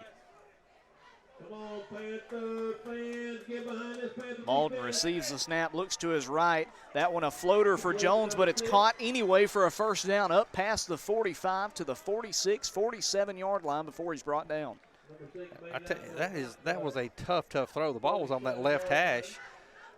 Jones was the far receiver on this right side, and he had to come and throw it was a little bit deeper slant. He started his slant about at the 1st down marker, so it was not an easy throw to make, but right on the money. So another nice pitch and catch to Jones. Malden passing here on 1st down. Left side, they'll dump it off to Odabemi. Jukes away from 1 man and gets brought down after a gain of 8 yards. You know, it's a good play action. It actually drew both the linebackers in, but then he ended up going to it was a play action to the right. Threw back over to the left, really good throw. Floated it a little bit, probably more than he wanted to. Odabemi did a really good job of coming to it, catching it, and getting close to the 1st down, but just came up about two yards short, it looks like. 2nd down now and 2. Ball at the 45 of Chapel Hill. Clock rolling towards 9 minutes to play in the 3rd quarter. Paulding County on top by 18 points, and Malden trying to add to it. Going long, he has a man open, but overshoots Tyler Smith, and they throw a flag. Yeah, that's a tough one because that was not catchable. Yeah, I told you the earlier pass interference call I thought was the right call. This one, he did make contact, but the ball was already over his head and almost hitting the ground when the call was made. So I'm curious to see if they stay with it or not. But they're not meeting. They're going to move it up. Wow. Okay. Ball will be placed at the 30 now, so a 15-yard penalty gives Paulding County a fresh set of chains. 2 receivers to the left, 2 to the right. Malden in the pistol, J.J. Kelly behind him. Malden with the snap, hands it off to J.J. Kelly, coming right side, a good juke, but they got a hold of his jersey, and they're going to bring him down. That's a 0-yard gain for J.J. Kelly, and Malden turns around and tries to say a horse collar. That was just jersey. Yeah, I'll give you a guess of who made that stop. He tried to juke, and Levin came out of his linebacker position and said, no, I don't think so, and just really put a good hit on him and drove him to the ground. Tyrese Levin jogs off to the sideline, and he has earned this break. And I'm telling you right now, as somebody who graduated from that college, there's a college down the road not far from here off I-20 that can use some linebackers like that. Two receivers to either side here for Braden Malden. Looking right side, he has Khalil Jones. Low throw, and he is hit. Good play defensively by Chris McLam. It's incomplete. It was. It was a really good play. The ball was low, and typically we see Jones do a lot better job of going down, and even if he has to go down and make that play, because that could have been about a 4 or 5 yard gain of going down to his almost making a sliding catch, but he tried to pick it off the ground, try to catch it before it got to the ground, and wasn't able to do that. 8:12 to go in quarter number 3. 31-13, Paulding County on top of Chapel Hill. You're listening to Paulding County Patriots football on the Mountain Coast Network. Presented. Oops, sorry. No, it's my fault. Slant, seam route, and maybe a go route. It looks like possibly on that left side. That's what's been working for them. 3 receivers over there. And you're right, that's what it's looking like. Malden gets away from the pressure, dumps it off to Odebimi near side, up to the 20, the 10, hurdles a man, and he is in. Timmy Odebimi with a 30-yard touchdown. Holy smokes. Unbelievable. I know they're calling for over the line, but I don't think he was. I think he was right behind it when he made that throw. It looked like he was going to run. The linebackers drew up or came up to play the run, and he just made a great throw and a great run by Odebimi. Wow. And there was a defensive back, I'm not sure if he got blocked or what. He was laying down at the 5, and Odebimi jumped over him like Mario. Just nothing to it for Timmy Odebimi. 30 yards later, it's a score for Paulding County, and the Patriots add to their lead, 37-13. Clay Walters with the extra point. The kick is up, and the kick is good.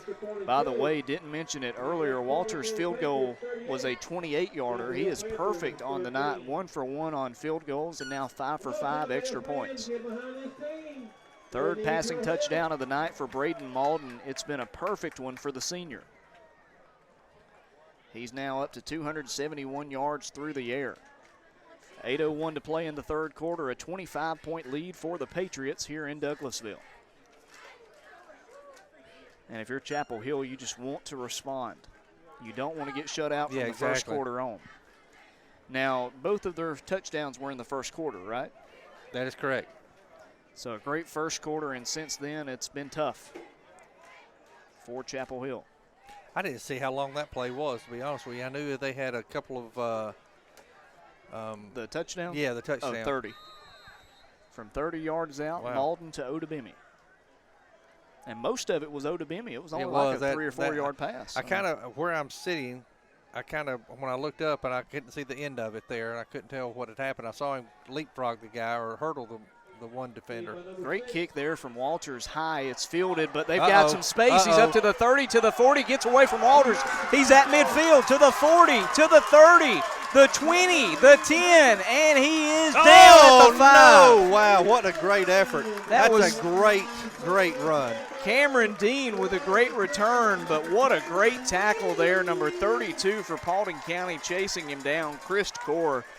No quit on the play, but an unbelievable return by Cameron Dean, and the Panthers are in business. Yeah, that was a phenomenal run. He hit it hard. He was in almost top speed after about the third step and just kept moving. Wow. And I think what helped him is how high of a kick that was by Clay Walters. The coverage team didn't get far downfield. Yeah, no, you're exactly right, yeah. Kicker made an effort probably around the 40, but just couldn't do a whole lot. He must have gone out earlier than I thought he did. They spotted at the 8, you're right. Kamari Fry in the gun, and that's going to be a penalty. Wow, they moved, didn't they? False start against the Panthers. We'll move it back to the 13. Wow. That's what they've done before. They get down in the red zone, and they end up getting penalties, and they've got to limit those. It's almost just like yin and yang. Whenever they get a break, Yeah, it's a penalty. yeah. It's just unfortunate. 2 receivers to the right on this play, 1 receiver to the left, an H-back to the left in the spread formation. Running back to the left as well. They'll pitch it to him, and he is hit immediately. Well read that time by Gavin Van Dyke, and a minimal gain there for Jelani Lovett. Yeah, they did a good job. The 2 of the linebackers are doing they ran a stunt right there. One, they kind of did a cross stunt, one inside, one outside, and Van Dyke was able to be right there as the running back got the pitch and brought him down. 38-13, Chapel Hill trailing Paulding County, but the Panthers with the ball in the red zone at the 12-yard line. Chapel Hill with the snap. That goes to Fry, looking right side, has a man open on a wheel route, and he catches it for a touchdown. Great catch. Beautiful throw and an even better over-the-shoulder grab that time for Chapel Hill, and that's 6 points.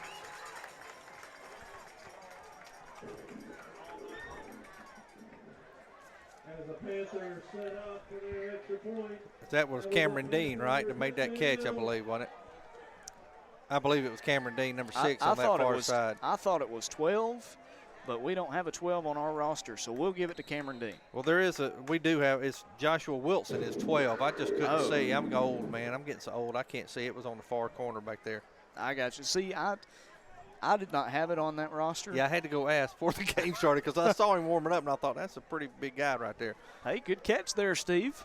Well, I don't know. I don't. You think it was him? I couldn't tell. And stoppage of play, and Brad Stevens is livid. Letting into his team right now on the special teams unit. Having to take a timeout. It's not when you want to take a timeout in a game like this. 38-19 is your score, 7:02 to play in the third quarter.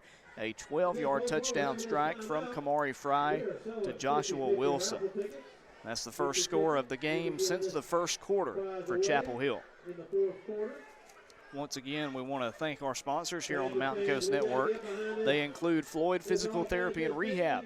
To get back in motion, call Floyd Physical Therapy and Rehab at 706-509-3400, or you can visit them at Shorter Avenue in Rome. Georgia Highlands College. Take charge of your future today at Georgia Highlands College. You can take classes at 5 campuses in Dallas, Rome, Cartersville, Douglasville, and Marietta, or you can take fully online classes through GHC and eCampus. For more information, visit highlands.edu. Tell you, that was we've talked about Malden making a great throw. That was a very, very good throw. He didn't have a whole lot of room between where he caught it and out of bounds line, but he did a great job that back shoulder throw. It was good coverage by Absolutely Kavari Riddick. It was. There's it really nothing was. he can do unless he's 7 foot tall. He's not dropping that one. And the kick is up and in from Bryant Bomer. Another good kick from the senior. He has been a very bright spot for the Panthers tonight on kickoffs and on extra points. So that makes it an 18-point game, and Chapel Hill trying to battle back here. 38-20 with 7:02 to play in the third quarter. A great drive by Chapel Hill. Oh, it sure was. Very, very. And after the penalty, they still came back and got the score. That's what they have to do. They've got to make some stops. They have to make some stops.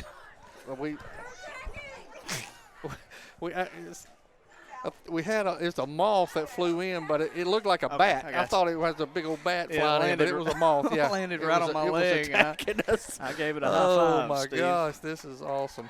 All right, so anyway, that was a great drive right there. It started by the kickoff return, and then finished, and that's what they need to do to get back in this game. Well, a little excitement now. Hey, it never fails to entertain, man. High school football. Bomer kicking this one away to the left side of the field. It's caught by Jones at the 17-yard line, up to the 25, to the 30 on the far side. Still fighting for yardage, up to the 32 before he's out of bounds. Good return there from Khalil Jones, the junior wideout. He's done everything for Paulding County tonight on return. He's done a good job. 7 catches for 85 yards and a score as well. If you're Paulding County, you want to try to just run that clock. It's about 6:56 left in this third quarter. If you're Chapel Hill, you want a quick 3 and out, get that ball back, and try to get another score. 2 receivers to the left, 2 to the right. The deep back is Micah Kelly, and in the pistol is the quarterback Braden Malden. He gets the snap, hands off to Kelly, right side. And he is caught again, and that's your guy, Tyrese Levin. I tell you, he closes so well. There was an opening. Matter of fact, Micah Kelly went from holding the ball 2 hands, covering it, to 1 hand because he thought he had an opening, and he did. And all of a sudden, it closed so quickly by Levin. He does such a good job, reads the ball well. Still a 2 or 3 yard game, but easily could have been a first down and more. Chapel Hill bringing in some defenders late. Andrew Dorsey comes in and jumps early, and that was perfectly read by Malden, because as Dorsey got in his stance before the hand came down, he said, hut, and he jumped off sides. He's kind of the Aaron Rodgers of high school football almost. If he catches them in his cadence, whatever he does gives them to jump.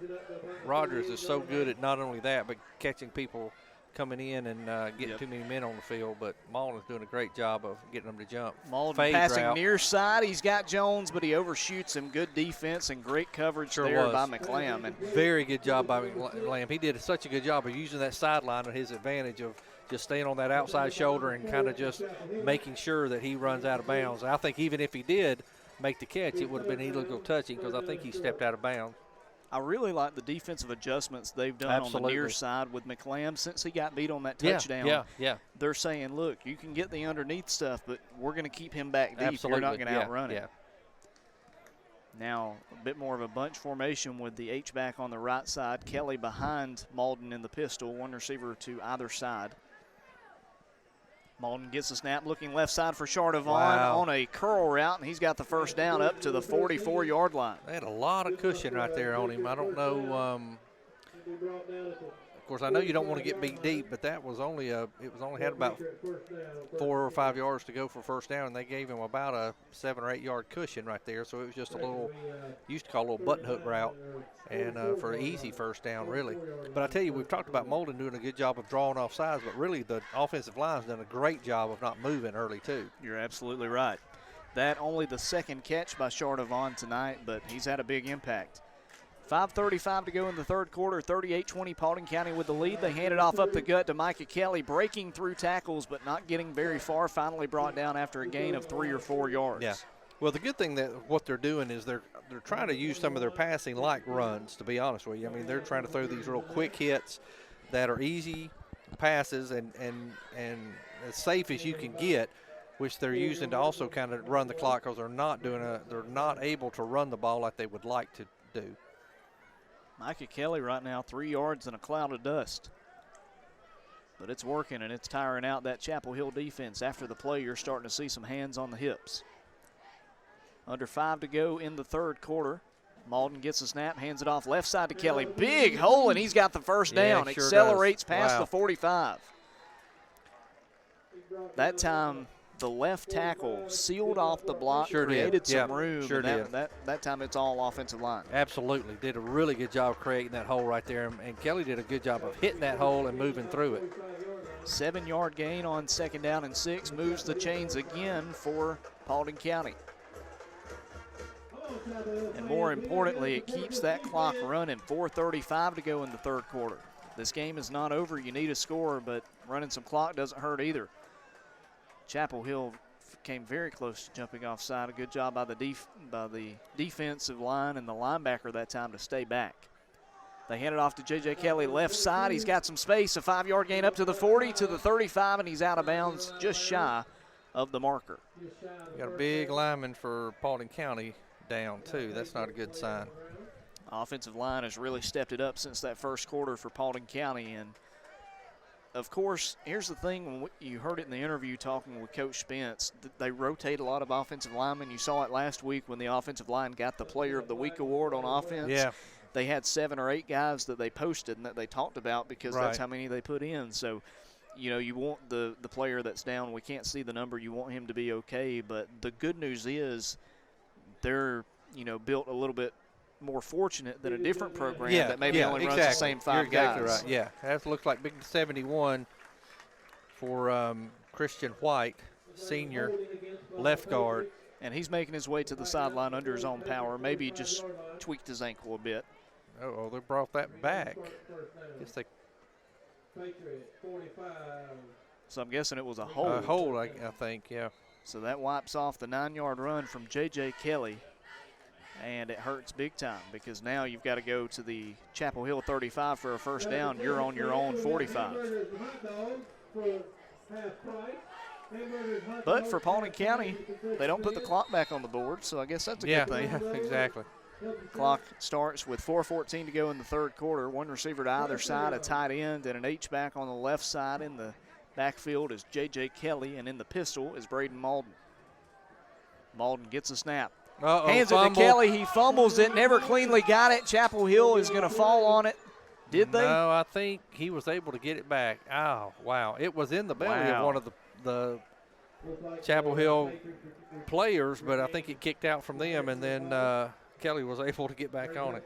Amir Johnson, the senior safety, is kicking himself right now because you're right. It looked like he recovered. Yeah. And then, hey, credit J.J. Kelly, the sophomore, rips it away. Being persistent. One receiver to either side now on second down and 20. The ball remains at the 45-yard line of the Patriots. They lead it 38-20 here in the third quarter. Malden, he's going to pass this time. Near side, he's got Khalil Jones caught, and he's back to the original line of scrimmage. It'll be third down and 9. Got another flag. I wonder if they're calling, did something happen after he got out of bounds? We'll check and see, or if it they're could calling be a personal foul or something, or if they're calling might be on the side on the team. Or my thought is illegal touching usually, but that's not it. You're right, it's just a warning. I think it's sideline warning, yeah. And Coach Stevens is giving it to the official right now. Third down and 10 now for the Patriots. Ball at the Chapel Hill 45-yard line. And 3 minutes left in this third quarter as the ball will be snapped. Malden claps his hands, now looks to the sideline. One receiver to the left, one receiver to the right, a tight end and an H-back to the right. Kelly behind Malden in the pistol formation. They'll hand it to Kelly on 3rd and 10, right side. He'll get up to the 40, keeps those legs churning. He's close, he'll be short. It's a gain of 8 yards, though, as he steps out of bounds. He never went down.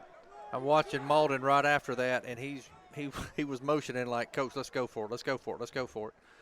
But I'm not sure if he's going to get his wish. Maybe he is.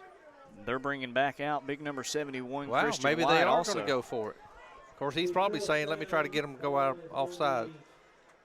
Yeah, I think because they're actually in like a goal line formation. They might run Malden and just push him to the first down. Worked last time. Malden brings a man in motion. It was Odabemi. Yeah, they're trying to draw him off, I believe. 2:02 left to play in the third quarter. No, they're going to run it. They hand it to Micah Kelly. He's got some space up to the 30, and he fumbles. It comes out. Chapel Hill has it. They're still in bounds. He pitches it to a different man, and he's got it up to the 20, up to the 30, and he trips. Unbelievable. The lineman pitched it to Chris McClam. That was awesome. That was the craziest thing I have ever seen. It was a fumble, and Micah Kelly had the first down easily, fumbles the ball. Number 42 for Chapel Hill. Blackshear picks it up, and right before he steps out of bounds, he just pitches it back. I know that we're the Paulding County Patriots broadcasters, but we give credit where it's due. That was awesome. That was, wow.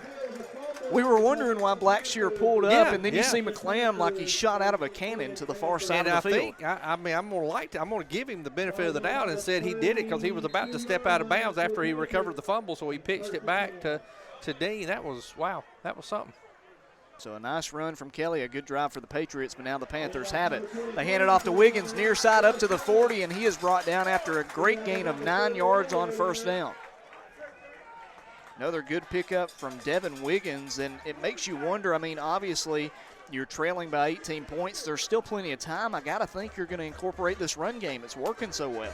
Yeah, I mean, and that's the thing with Paulding County, with Coach Stevens. I mean, with Coach Spence, he's going nuts probably right now because everything worked like it was supposed to. They went for a fourth down. They got the first down, and then he just lost the ball. That's what drives you nuts as a coach, because you're allowing them to just stay in it. Big blitz here from Paulding County. J-Rod Abrams is getting in there, but he keeps the legs churning. Kamari Fry is going to get a first down. He got to the line of Yeah, scrimmage, and yeah. the offensive line did the rest. Phenomenal run, phenomenal persistence, man, by Fry right there. He was easily 3 or 4 yards behind the line of scrimmage and just would not quit. We got another Paulding County player down. Good job on that. First down, Panthers with 1st and 10. We'll see who's hurt this time for the Patriots. We hope they'll be all right. They're grabbing at the leg. Actually, they're kind of curling up like maybe the wind got knocked out of them. Don't want to speculate. We'll step aside. Under a minute to go in the third quarter, 38-20, but Chapel Hill with a big first down. A good drive here going for the Panthers. When it comes to college, you don't have to pay more to get more. Georgia Highlands College offers more value at the price you want. More focus on your goals. More preparation for your future. More help navigating your path to success. And with more in-person, remote, and hybrid class options than ever before, you don't have to pay more for the same classes you can get right here at home. Start taking charge of your future and let us show you how to pay less and get more today. Visit highlands.edu. That's highlands.edu. When in Rome, be sure to stop by your Martha Berry Highway or East Rome McDonald's after the game. They're open 24 hours in the lobby and drive-thru to serve you. And remember, they serve fresh, scratch-made buttermilk biscuits and $1.29 any size coffee, hot or iced, along with $1 any size soft drinks and sweet tea. Download the McDonald's app for great deals and earn loyalty and rewards points for every purchase toward free food.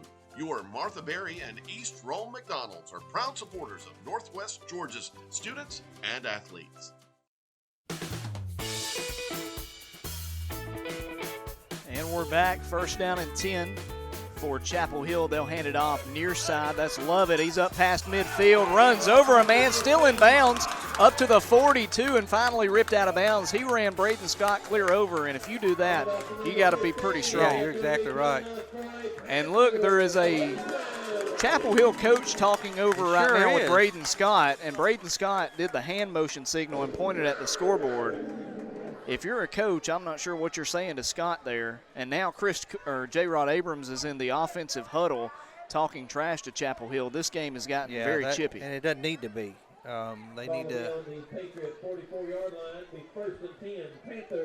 But a great game there from Lovett. Another good run. Yeah, absolutely.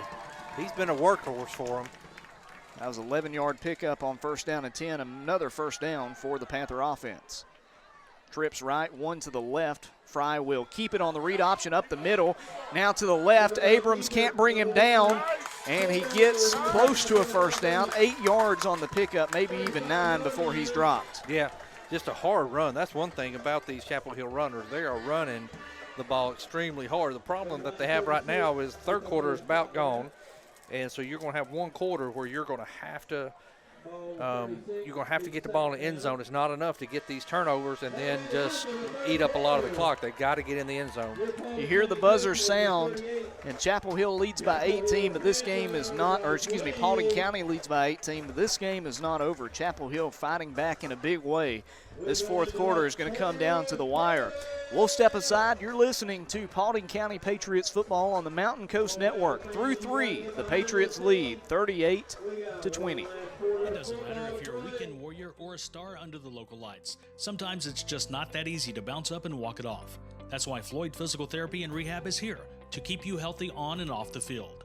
Our licensed and certified therapists and trainers provide quality health care designed to get you back on your feet as quickly as possible. And our urgent care offices are conveniently located where you work and play. Floyd Physical Therapy and Rehab offers the experience and technology needed to get you back in the game. Find out more at floyd.org.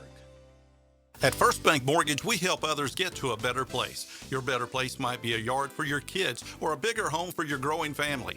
Maybe it's just to refinance your current mortgage. Whatever your better place is, First Bank Mortgage will help you get there.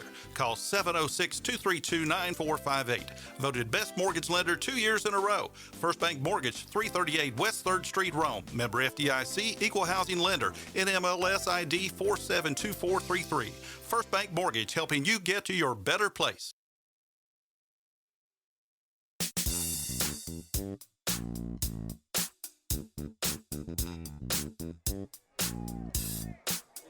Logan Maddox and Steve Turrentine with you here at Chapel Hill High School in Douglasville. Paulding County leading 38-20 as we enter the fourth quarter of play, but feels like the momentum is changing in favor of the Panthers right now. Two receivers to either side. Senior quarterback Kamari Fry in the gun, bringing a slot man in motion. Fry coming near side now. He's going to keep it himself, and he is going to run for the first down up to the 30, steps out of bounds around the 28. It's a nice scamper there from Fry. Yeah, sure was. Smart play, too. Didn't try to force anything happening, just kept it, got the first down, got out of bounds, stopped the clock. Goes in the books as an 8-yard pickup. Another nice run from Fry. He's up to 33 yards on 11 carries, and that's counting sacks. And also big for Chapel Hill, takes just 10 seconds off the clock here in the fourth quarter. Bringing back out that 5-wide formation, but it's got 3 guys to the left, 4 to the left, 1 to the right. Fry in the gun all by himself. Gets the snap, looks to his left, it's going to be a draw. Odubemi closing in, and Abrams cleans it up. Or was that Abrams? Might have been someone else. Either way, great stop in the defensive backfield, and that's going to lose a couple. Yeah, good job of penetrating right there and stopping at the line. It looked like it was a called just a quarterback draw almost. They had like a diamond formation for the receivers, 4 on the receivers on that left side. And Fry just took about a 2-step drop after he caught the shotgun snap and then took off, tried to just go up the middle, didn't have any room at all. That time it was Talon Cochran, the junior, on the stop.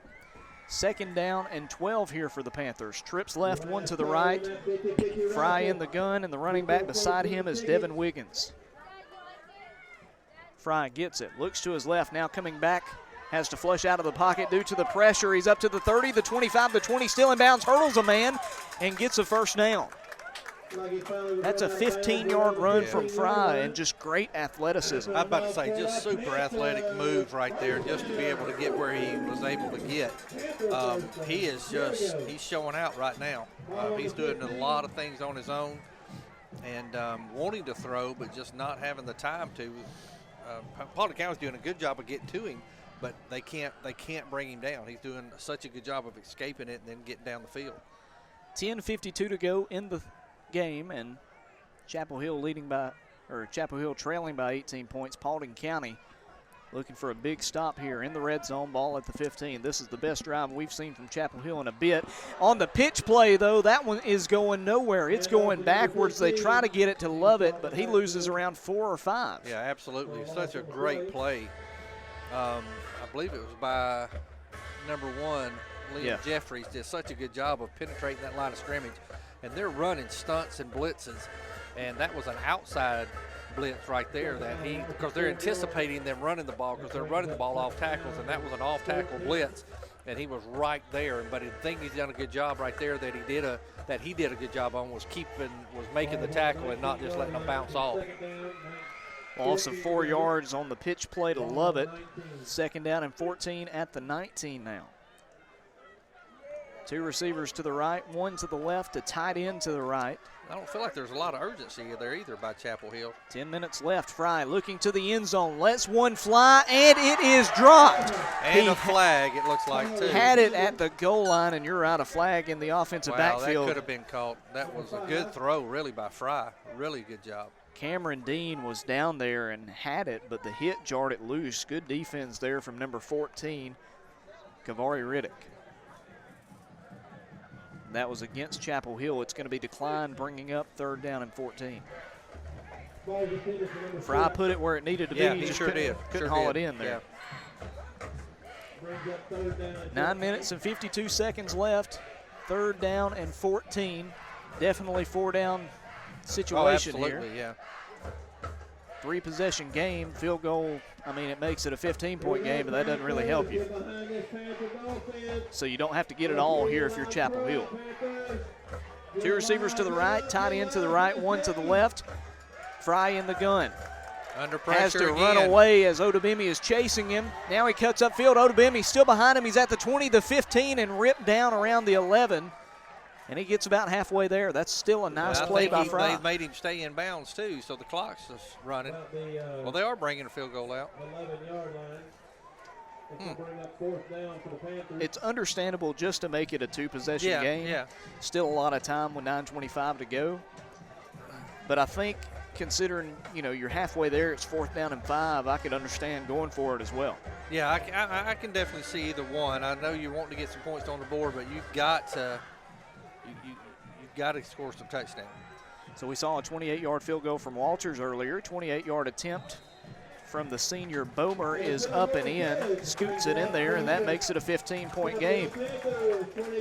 Paulding County 38, Chapel Hill 23 with 9:02 to go in this game. Paulding County's defense bends a little but does not break, and they keep it a 15-point lead. Now a big chance for the Patriot offense to come out, add to it, and try to put this game away. I think a score here has you sitting pretty, whether it's a touchdown or a field goal. Yeah, absolutely. But the main thing, Paulding County has to take care of the ball. They have to. They cannot afford these turnovers. Like, that was an easy first down last possession, and a fumble just wasn't really even hit. So they've got to make sure they're taking care of that football.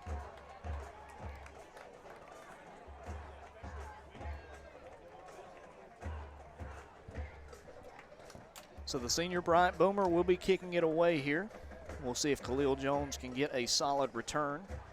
38-23, this one's not over yet.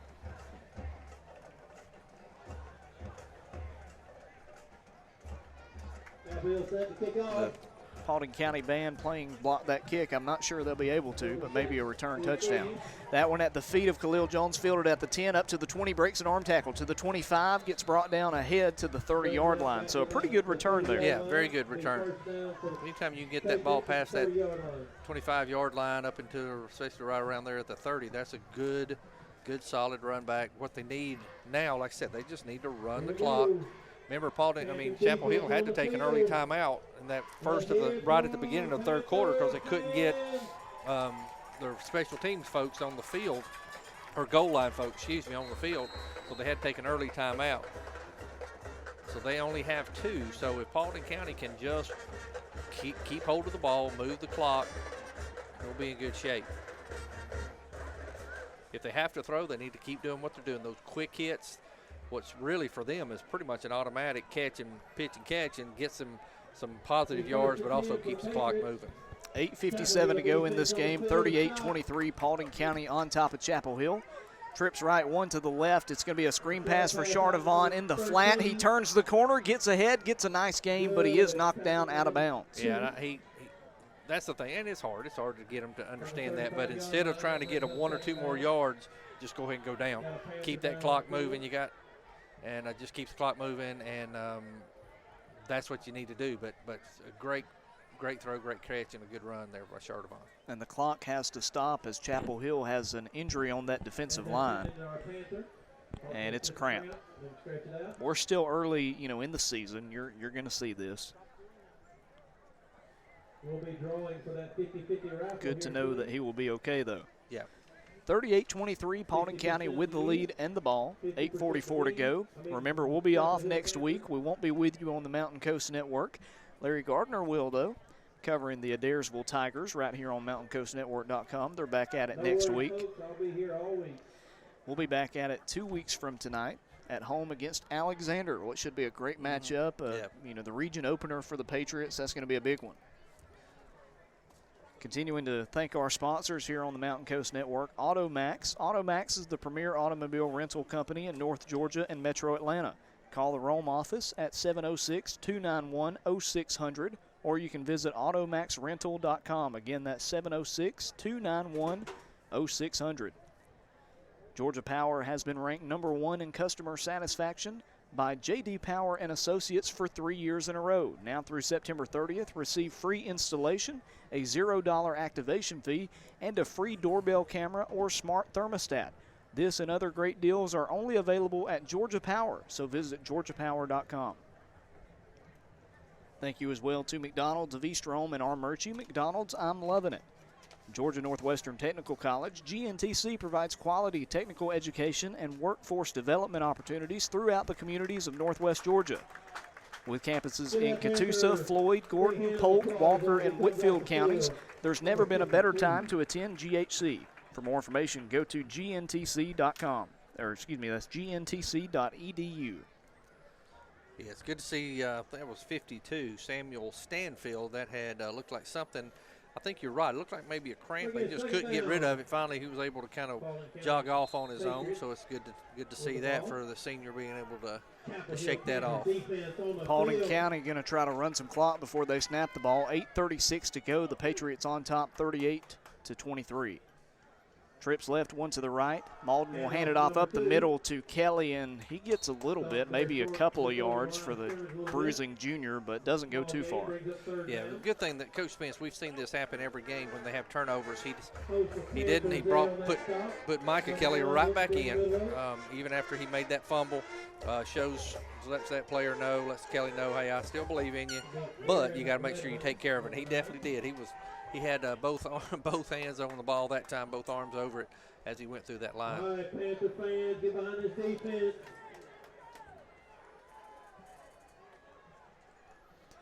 This time it's going to be a handoff again on 3rd down and short, and Kelly is swarmed in the backfield. He loses 2 yards, and now Paulding County, you got a punt.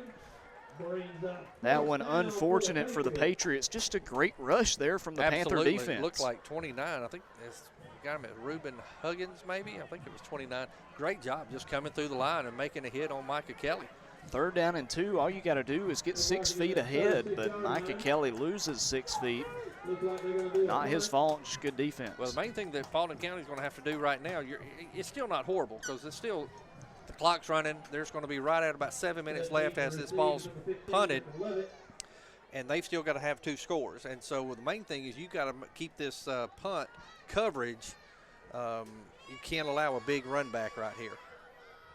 Clay Walters on to punt it away, and goodness almost gracious. blocked. He gets it away. A nice high what a booming great punt, and almost fair caught. He misplays it, and it's going to roll. It's going to roll inside the 15 down to the 13 or 14. Couldn't have drawn it up any better for Paulding County. A great punt. What a big punt, really under pressure by the senior. Clay Walters is going to make one college really happy here in a couple of years. We talked about it. We talk about it every game. When you look at him, you're not expecting a whole lot because he's like, I think, well, they got him listed at 5'10", 170. But he is so smart. A few minutes earlier in the game, we saw a big rush up the middle. He did a rugby-style kick. So smart. And then this time he saw the rush, got rid of it quickly. But not only that, under pressure, made a booming high kick, pushed them back. So, man, such a great kick right there by Walters. Ball at the 13 of Chapel Hill for the Panthers. They've got a long way to go before they can think about scoring. 5 wide, though, 4 to the left, 1 to the right. Fry. He's going to run with it. Starts to his left, hesitates, and makes a bad decision there. He's just not getting any room. He's not getting any time to throw, Logan. He's just getting – and you can only do so much with that. He's made some great athletic plays, but he's having pressure on him almost every play. He gets back to the line of scrimmage. As a kid, you know, you played 3 Mississippi. He's getting 1 Mississippi. Yeah, you're exactly right. He's getting brought down quickly.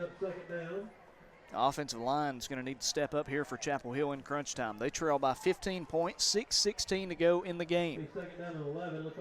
Patriot defense looking for a big stop here. Trips left, 1 receiver to the right. Running back in the backfield is Wiggins alongside the quarterback, Fry. Kamari Fry, the senior, he'll dump it off to Wiggins on a flare pass up to the 15 and out of bounds ahead to the 17-yard line. And they, on the far side, are spotting him towards the 20. Yeah, they sure are.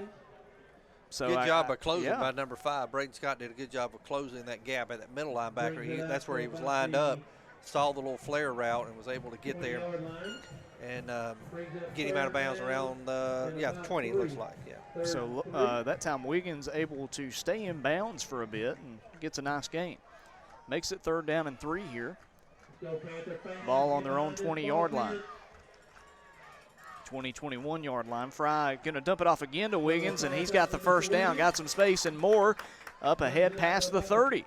He was able to get out of bounds that time, which is what he needed to do last time, but they're just running. I mean, they're getting 9-10 yards on that play right there, but it's 5:18 left and you're 2 touchdowns down. You've got to get the ball up the field. And you know, something we mentioned earlier, very exotic formations, but you know, they're not really stretching the field. They're not going with fly routes. You got to change that. One to the right, trips to the left. Fry in the gun and Wiggins beside him.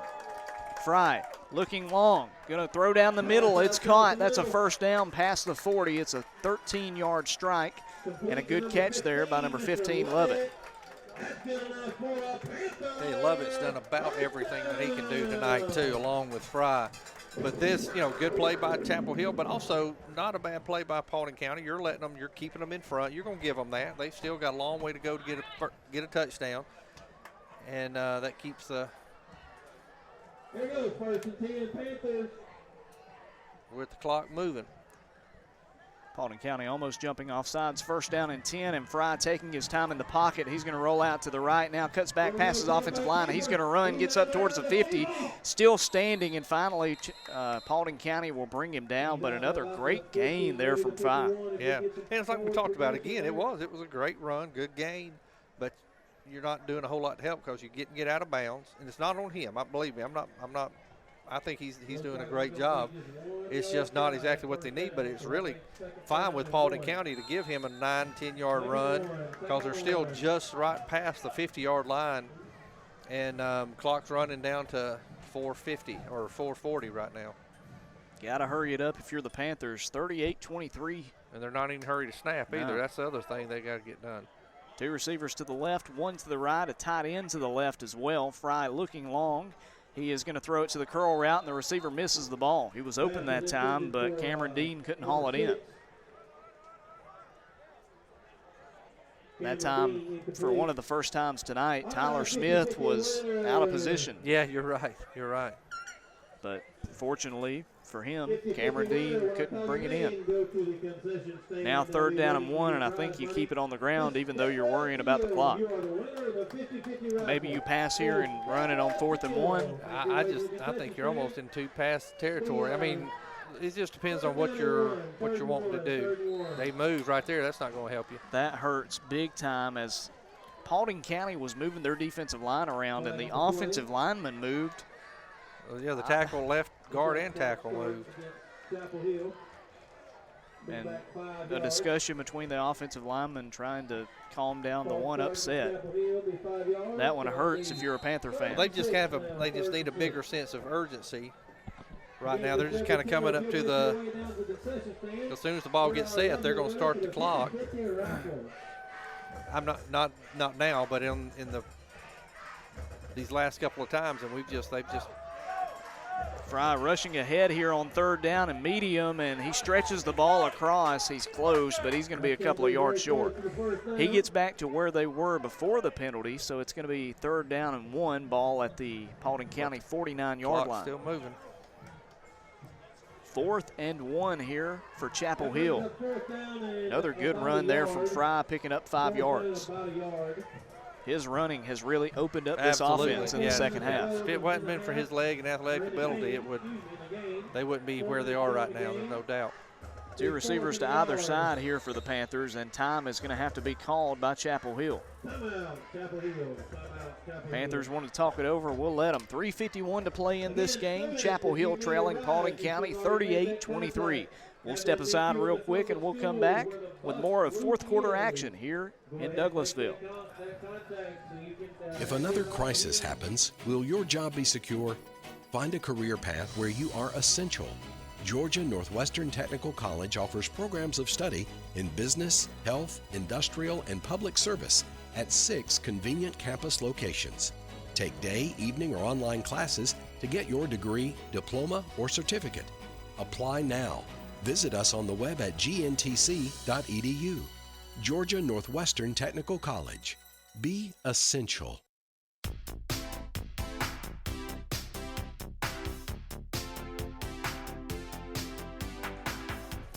And we're back here at Chapel Hill High School. Paulding County on top 38-23 with 3:51 to go in this game.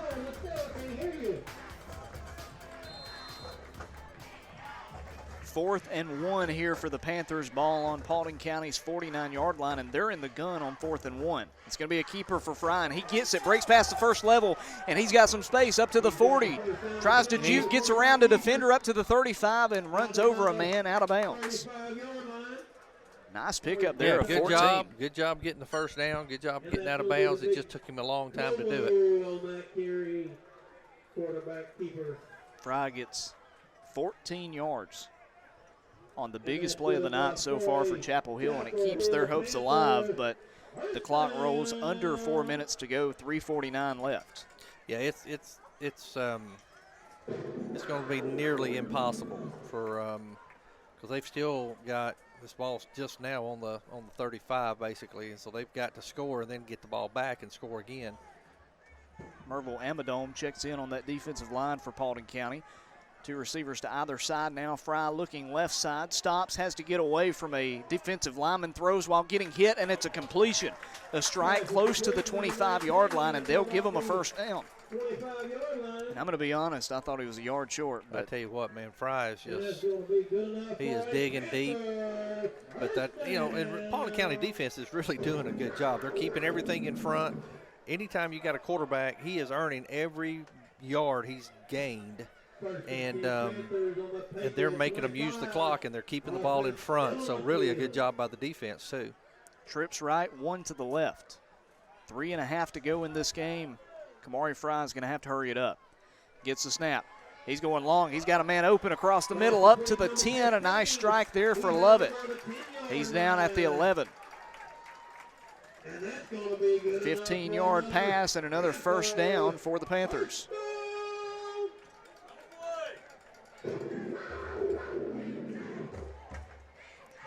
Panthers hurrying it up here. 3:13 to go. They're just taking their time now. Yeah. They get in formation and then stop and look to the sideline and take too long in doing so. H back and 2 receivers to the right, running back to the right, 1 to the left. He'll roll to the right, stops now, comes back to the left. Just trying to buy some time, throws to an open man, wide open defensive miscue there, and it's a touchdown for Chapel Hill. Gets it to Devin Wiggins, and he does the rest. 11-yard touchdown pass from Fry to Wiggins, and a chance to make it a 1-score game if they can get an extra point or a 2-point conversion here. They're going to go for the extra point right now. And a lot of pressure on the senior kicker now, Bryant Bomer. The senior has missed 1 extra point tonight. He needs to hit this one to keep Chapel Hill's hopes alive. The snap, the hold, the kick is up, and the kick is perfect. No problem. He sends it flying towards the trees here at Chapel Hill High School. And it's 38-30. 17 unanswered points for Chapel Hill, and the Panthers have made it a game. And this is a Panther offense that scored 7 points all season coming into tonight. So credit to them. They've really stepped it up. Absolutely. And most of it in the second half. All 17, 13 points in the first quarter, 17 here in the second half. Yeah. It's like they own the first quarter and the fourth quarter. Seems like Paulding County's kind of owned the second and third. While we have a moment of downtime, do want to remind everybody to tune in tomorrow as Shorter is back in action. The Hawks will be hosting Brevard at Barron Stadium. Airtime 11:30, kickoff at noon right here on the Mountain Coast Network. Be sure to tune in tomorrow. Again, airtime at 11:30, kickoff at noon. The Shorter Hawks with their first game of the season against Brevard. Expecting big things out of the Hawks this season. Should be a great year for Shorter up in Rome. Do you dare try a squib kick or an onside kick here? Timeout is going to be called, I think, by Paulding County. It is, yeah. That's their first. So they're going to have 2 left, and Chapel Hill's going to have 1 left as we move into the last 2 minutes and 50 seconds of this ball game. What a fun game this has been. Oh, it's been a great game. It's been such a good game. Momentum shifts. You have a bunch of those. Chapel Hill did such a good – it was a great drive. Poor old Fry. I hope he's somewhere getting oxygen or sitting down resting or something. He has such a great series right there. The only thing you could say is they didn't have a lot of urgency at sometimes. I think they wasted a lot of time that they didn't have to. But, man, what a great job of getting that ball in the end zone and led by Fry. You could tell both these quarterbacks are doing such a phenomenal job leading their teams. You got to give a lot of credit to Chapel Hill as well because, you know, it was a 25-point deficit in the third quarter. I mean, you're a score away from having a running clock. Yeah. And they have battled all the way back. It's an 8-point game. This one's not over, folks. I definitely say Paulding County's expecting onside. They've got pretty much all 10 of their return man in there. Braden Malden is the deep return man. It is a squib kick, and Paulding County scoops it up. I'm going to tell you, in that case, though, they had Malden up about at the 30-yard line. They could have kicked it back behind him and tried to just beat them down and see if they could have gotten that ball closer to their own goal line. Malden is athletic, but he's no Mike Vick. And, you know, in a foot race to the goal line with him at the 30, I think Chapel Hill's got a shot to recover it for a touchdown. Yeah, I agree with you. Especially when the up men are not going to be thinking about it. Yeah, there wasn't anybody back. If it had gotten past him, he would have had to go back to try to get it.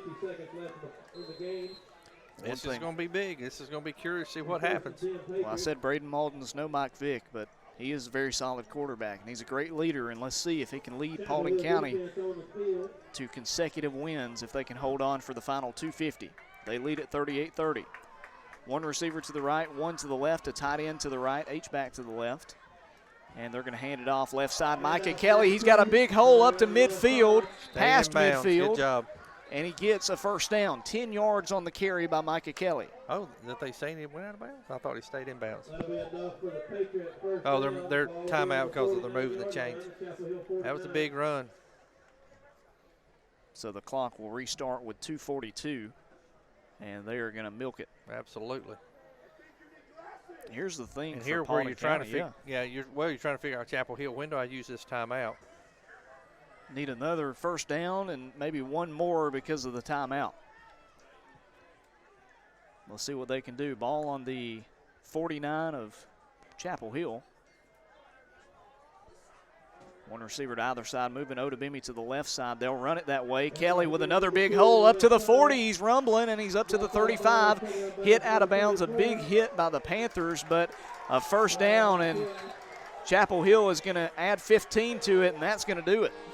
That you can't have that happen. It's just you got to be smarter than that. A big hit out of bounds and said something to the player afterwards that the ref heard it, and that's going to cost him the game. You cannot do that. Smarter. You just have to be smarter. The one thing you couldn't do is have a penalty after giving a first down. Yeah, they're calling a hit to the helmet too, targeting. So instead of talking trash, it was targeting. That puts it at the 20, and Paulding County is They're really lucky they didn't get the other call, too, to be honest with you. You just can't.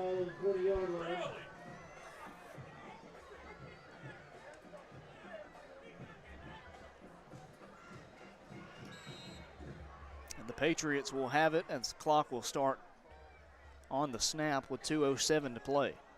In the pistol, Malden standing there, Micah Kelly behind him. Micah Kelly with 26 yards on the last two carries. They'll run it to the left again with Kelly, turns upfield. There you go, that was smart. Just stay in bounds. And Chapel Hill, one of their defensive linemen threw a very nonchalant punch at an offensive lineman, and the referee did not see it. But if they didn't see it, it's okay. Well, they're very frustrated, but you've got to be able to maintain composure. And here's the thing with Chapel Hill. They played a hard game. Absolutely. And you give them a lot of credit for that. And this is a team that's going to win a lot of games with Coach Stevens. Yes. This is a step in the right direction for sure. Malden in the pistol and one receiver to either side. They'll run it with Kelly again right up the gut. A lot of room and close to a first down. He'll get about 4 yards and brings up a third down and short. I know I'm surprised he's not covering the ball a little bit better than he is. He's got it high and tight, but it's not covered. I figured Chapel Hill might go for it. There's their timeout. They finally used it. So they will call the timeout with 66 seconds left. Ball at the 12-yard line of Chapel Hill, and Paulding County a first down away from holding on and winning this game. They're on top 38-30. Steve, I know we'll look at the final stats and we'll talk about it when the game is officially over, but what are your thoughts for Paulding County in this game? They've done what they've had to do to win the game. And that's really the bottom line. There's things that they, you want to come out at halftime when you're coming out from a 31-13 lead. You want to be able to hold them and just eat the clock, pour on some points, score some more, and they weren't able to do that. And so, that's something they got to work on. The main thing is they're going to get out of here with a win, and that's the important thing as you're going into a bye week, coming right off that bye week to have to play one of your toughest opponents this year in Alexander, but still, there's some definitely things that they can work on, but it was still just a really, really good game. They got to get their offense, they got to get their run moving, but they've come this last possession and they've been able to run. 3rd down and a yard, maybe 2 here. Yeah, looks like victory formation maybe because they've used that last time out. They are going to run it with Micah Kelly. He's got the 1st down and some more. Runs a man over, keeps running. He's inside the 5, and that'll do it. Yep. 8-yard pickup for Micah Kelly. And the bus has started to warm up for Paulding County. They're going to head back to Dallas winners. Time for one more play. A kneel coming up from Braden Malden, and that'll do it. Paulding County with a hard-fought 38-30 victory tonight over Chapel Hill. Malden under center. Clock rolls under 40 now, and he's good to go. Looks back at the clock. The senior knows what he has to do. Drops to a knee, and now they can celebrate. Hands the ball to the ref. All business by Braden Malden. Goes over and thanks the ref. That's the senior leader. Goes up and shakes the hand of Chapel Hill players. Some good sportsmanship by both sides as Paulding County players are coming up and thanking them, including big number 58, the offensive lineman Taylon Cochran. Great football game. Great game. I mean, if you missed it, if you're just joining us for the end of it, you missed an amazing, amazing bout. 2 great teams. One had to come out on top, and it's Paulding County, 38-30 victors here in Douglasville. They improved to 2-1 on the season. Chapel Hill falls to 0-3. And more importantly for Paulding County, you get that big boost in morale before you head into the bye week next week, and then region play the week after that. Yeah, absolutely. So a big win tonight for Paulding County, 38-30 over Chapel Hill. We'll do this. We'll take a 2-minute timeout. Thank our sponsors one more time here on the Mountain Coast Network. We'll wrap it up. Your final score, Paulding County 38, Chapel Hill 30. At Logical Systems, we take the time to ensure your network is tailored to perform at the highest capacity. Whether upgrading your structured cabling or implementing new technology, Logical Systems helps your organization stay on the cutting edge of an ever-evolving market. Give Logical Systems a call today at 706-234-9896 for your network solutions. When it comes to college, you don't have to pay more to get more. Georgia Highlands College offers more value at the price you want. More focus on your goals. More preparation for your future. More help navigating your path to success. And with more in-person, remote, and hybrid class options than ever before, you don't have to pay more for the same classes you can get right here at home. Start taking charge of your future and let us show you how to pay less and get more today. Visit highlands.edu. That's highlands.edu. It doesn't matter if you're a weekend warrior or a star under the local lights. Sometimes it's just not that easy to bounce up and walk it off. That's why Floyd Physical Therapy and Rehab is here to keep you healthy on and off the field. Our licensed and certified therapists and trainers provide quality health care designed to get you back on your feet as quickly as possible. And our urgent care offices are conveniently located where you work and play. Floyd Physical Therapy and Rehab offers the experience and technology needed to get you back in the game. Find out more at floyd.org. At Georgia Power, our customers are at the center of everything we do. We're investing in technology to increase the resiliency of our power grid, expanding our infrastructure to shorten outage and repair time, and providing a cleaner, more diverse fuel mix with solar and nuclear energy. We're working hard to keep energy at a cost 15% below the national average while maintaining the highest levels of customer service and satisfaction. With reliable energy, the future is in your hands. Learn more at georgiapower.com/reliability.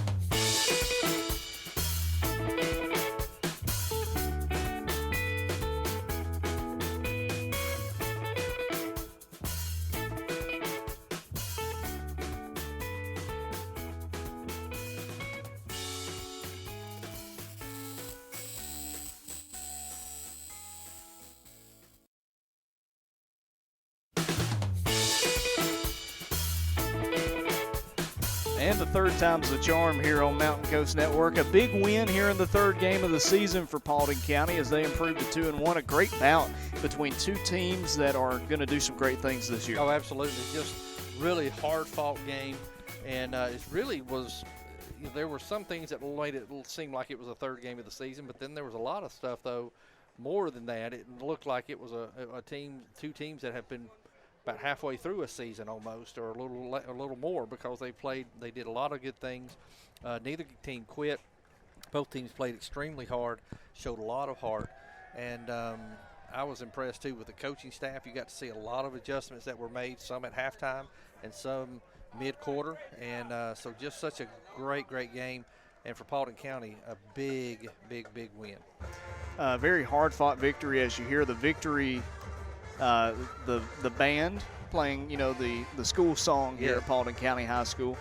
8-point victory for the Patriots tonight. Looking at the stats real quick for our final listeners, we thank y'all for sticking around. 409 total yards for the Patriots, 378 for the Panthers, 282 through the air for Paulding County, 127 on the ground. Braden Malden with 282 passing yards, 3 touchdowns, and no interceptions tonight. He played about as good as you could hope for. Yeah, he did such a good job managing the clock, managing the game, never panicked. You never saw that in any stage of the game. Threw to the open receivers, just did what he does. He doesn't make too many mistakes. He's going to throw to the right person. He's not going to take a lot of unnecessary chances, but the throws that he makes are normally right on the money. Looking at the stats, leading receiver was Francois Chardavon, but that was thanks to that 80-yard touchdown. He finished with 3 catches, 1 touchdown, 91 yards. Khalil Jones with 7 catches for 85 yards and a score. You had David Okoye, just 1 catch, 14 yards. We hope he's okay. He left early. No reason to bring him back in this game. They'll have the bye week. Hopefully it's just an injury he can nurse and be back on the 17th. Timmy Odubemi with 2 catches, 38 yards, 1 touchdown, and then Tyler Smith with 6 catches for 54 yards. If you look at the scoring, it was it was spread out so well for Paulding County as far as the scorers. So, and you've hit on most of them, but you had J.J. Kelly with a run. You had a pass to Jones. You had a pass to Chardavon. You had Malden with a run. You had Malden and to Odubemi for a score, and so you couldn't spread it out a whole lot better than they did. So just a great job, great game, and a huge win. Now you get to just go rest for a week and prepare for Alexander. Looking at the rushing stats, 94 yards on 20 carries for Micah Kelly. J.J. Kelly with 12 yards on 5 carries, 1 score, and then Braden Malden picked up a touchdown and 21 yards on 4 carries also. As for Chapel Hill, looking at the Panthers, they finished with 145 yards through the air, 233 on the ground, 81 yards on 18 carries for Kamari Fry, gave it his all. Also 80 yards on 6 carries for Jelani Lovett. A lot of that was that 45-yard carry, and then also 72 yards on 6 carries for Devin Wiggins. So it was the big play in the running game that really kept Chapel Hill in it, especially late. Yeah, absolutely, and they did what they had to do. They had some big first downs. Both teams ended up doing some things that hurt them. But the turnover in the end zone, the interception in the end zone, that hurt Chapel Hill. And but man, I tell you, they cannot hang their head at all. That if they play like this for the remainder of their schedule, good things will happen. Yeah, we're really happy for the good things that are going to happen for Chapel Hill. They got a gem in Coach Stevens, that's for sure. Kamari Fry finishing with 145 yards. He did have an interception, but had a touchdown pass or 2 in there as well.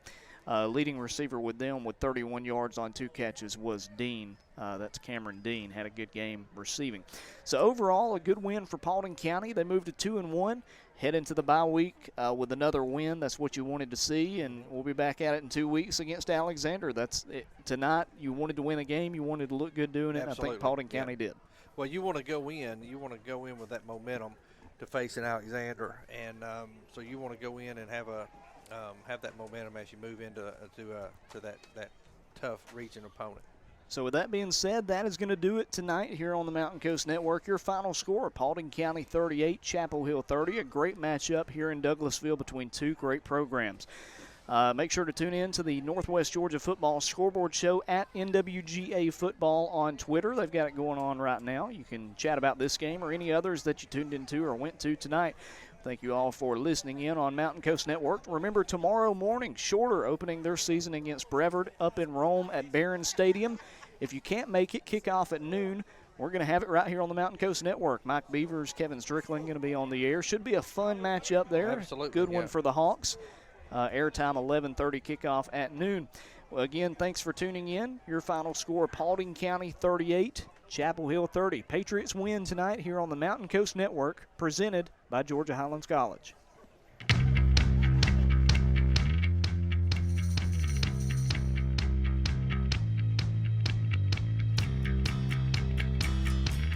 You've been listening to a special presentation from the Mountain Coast Network.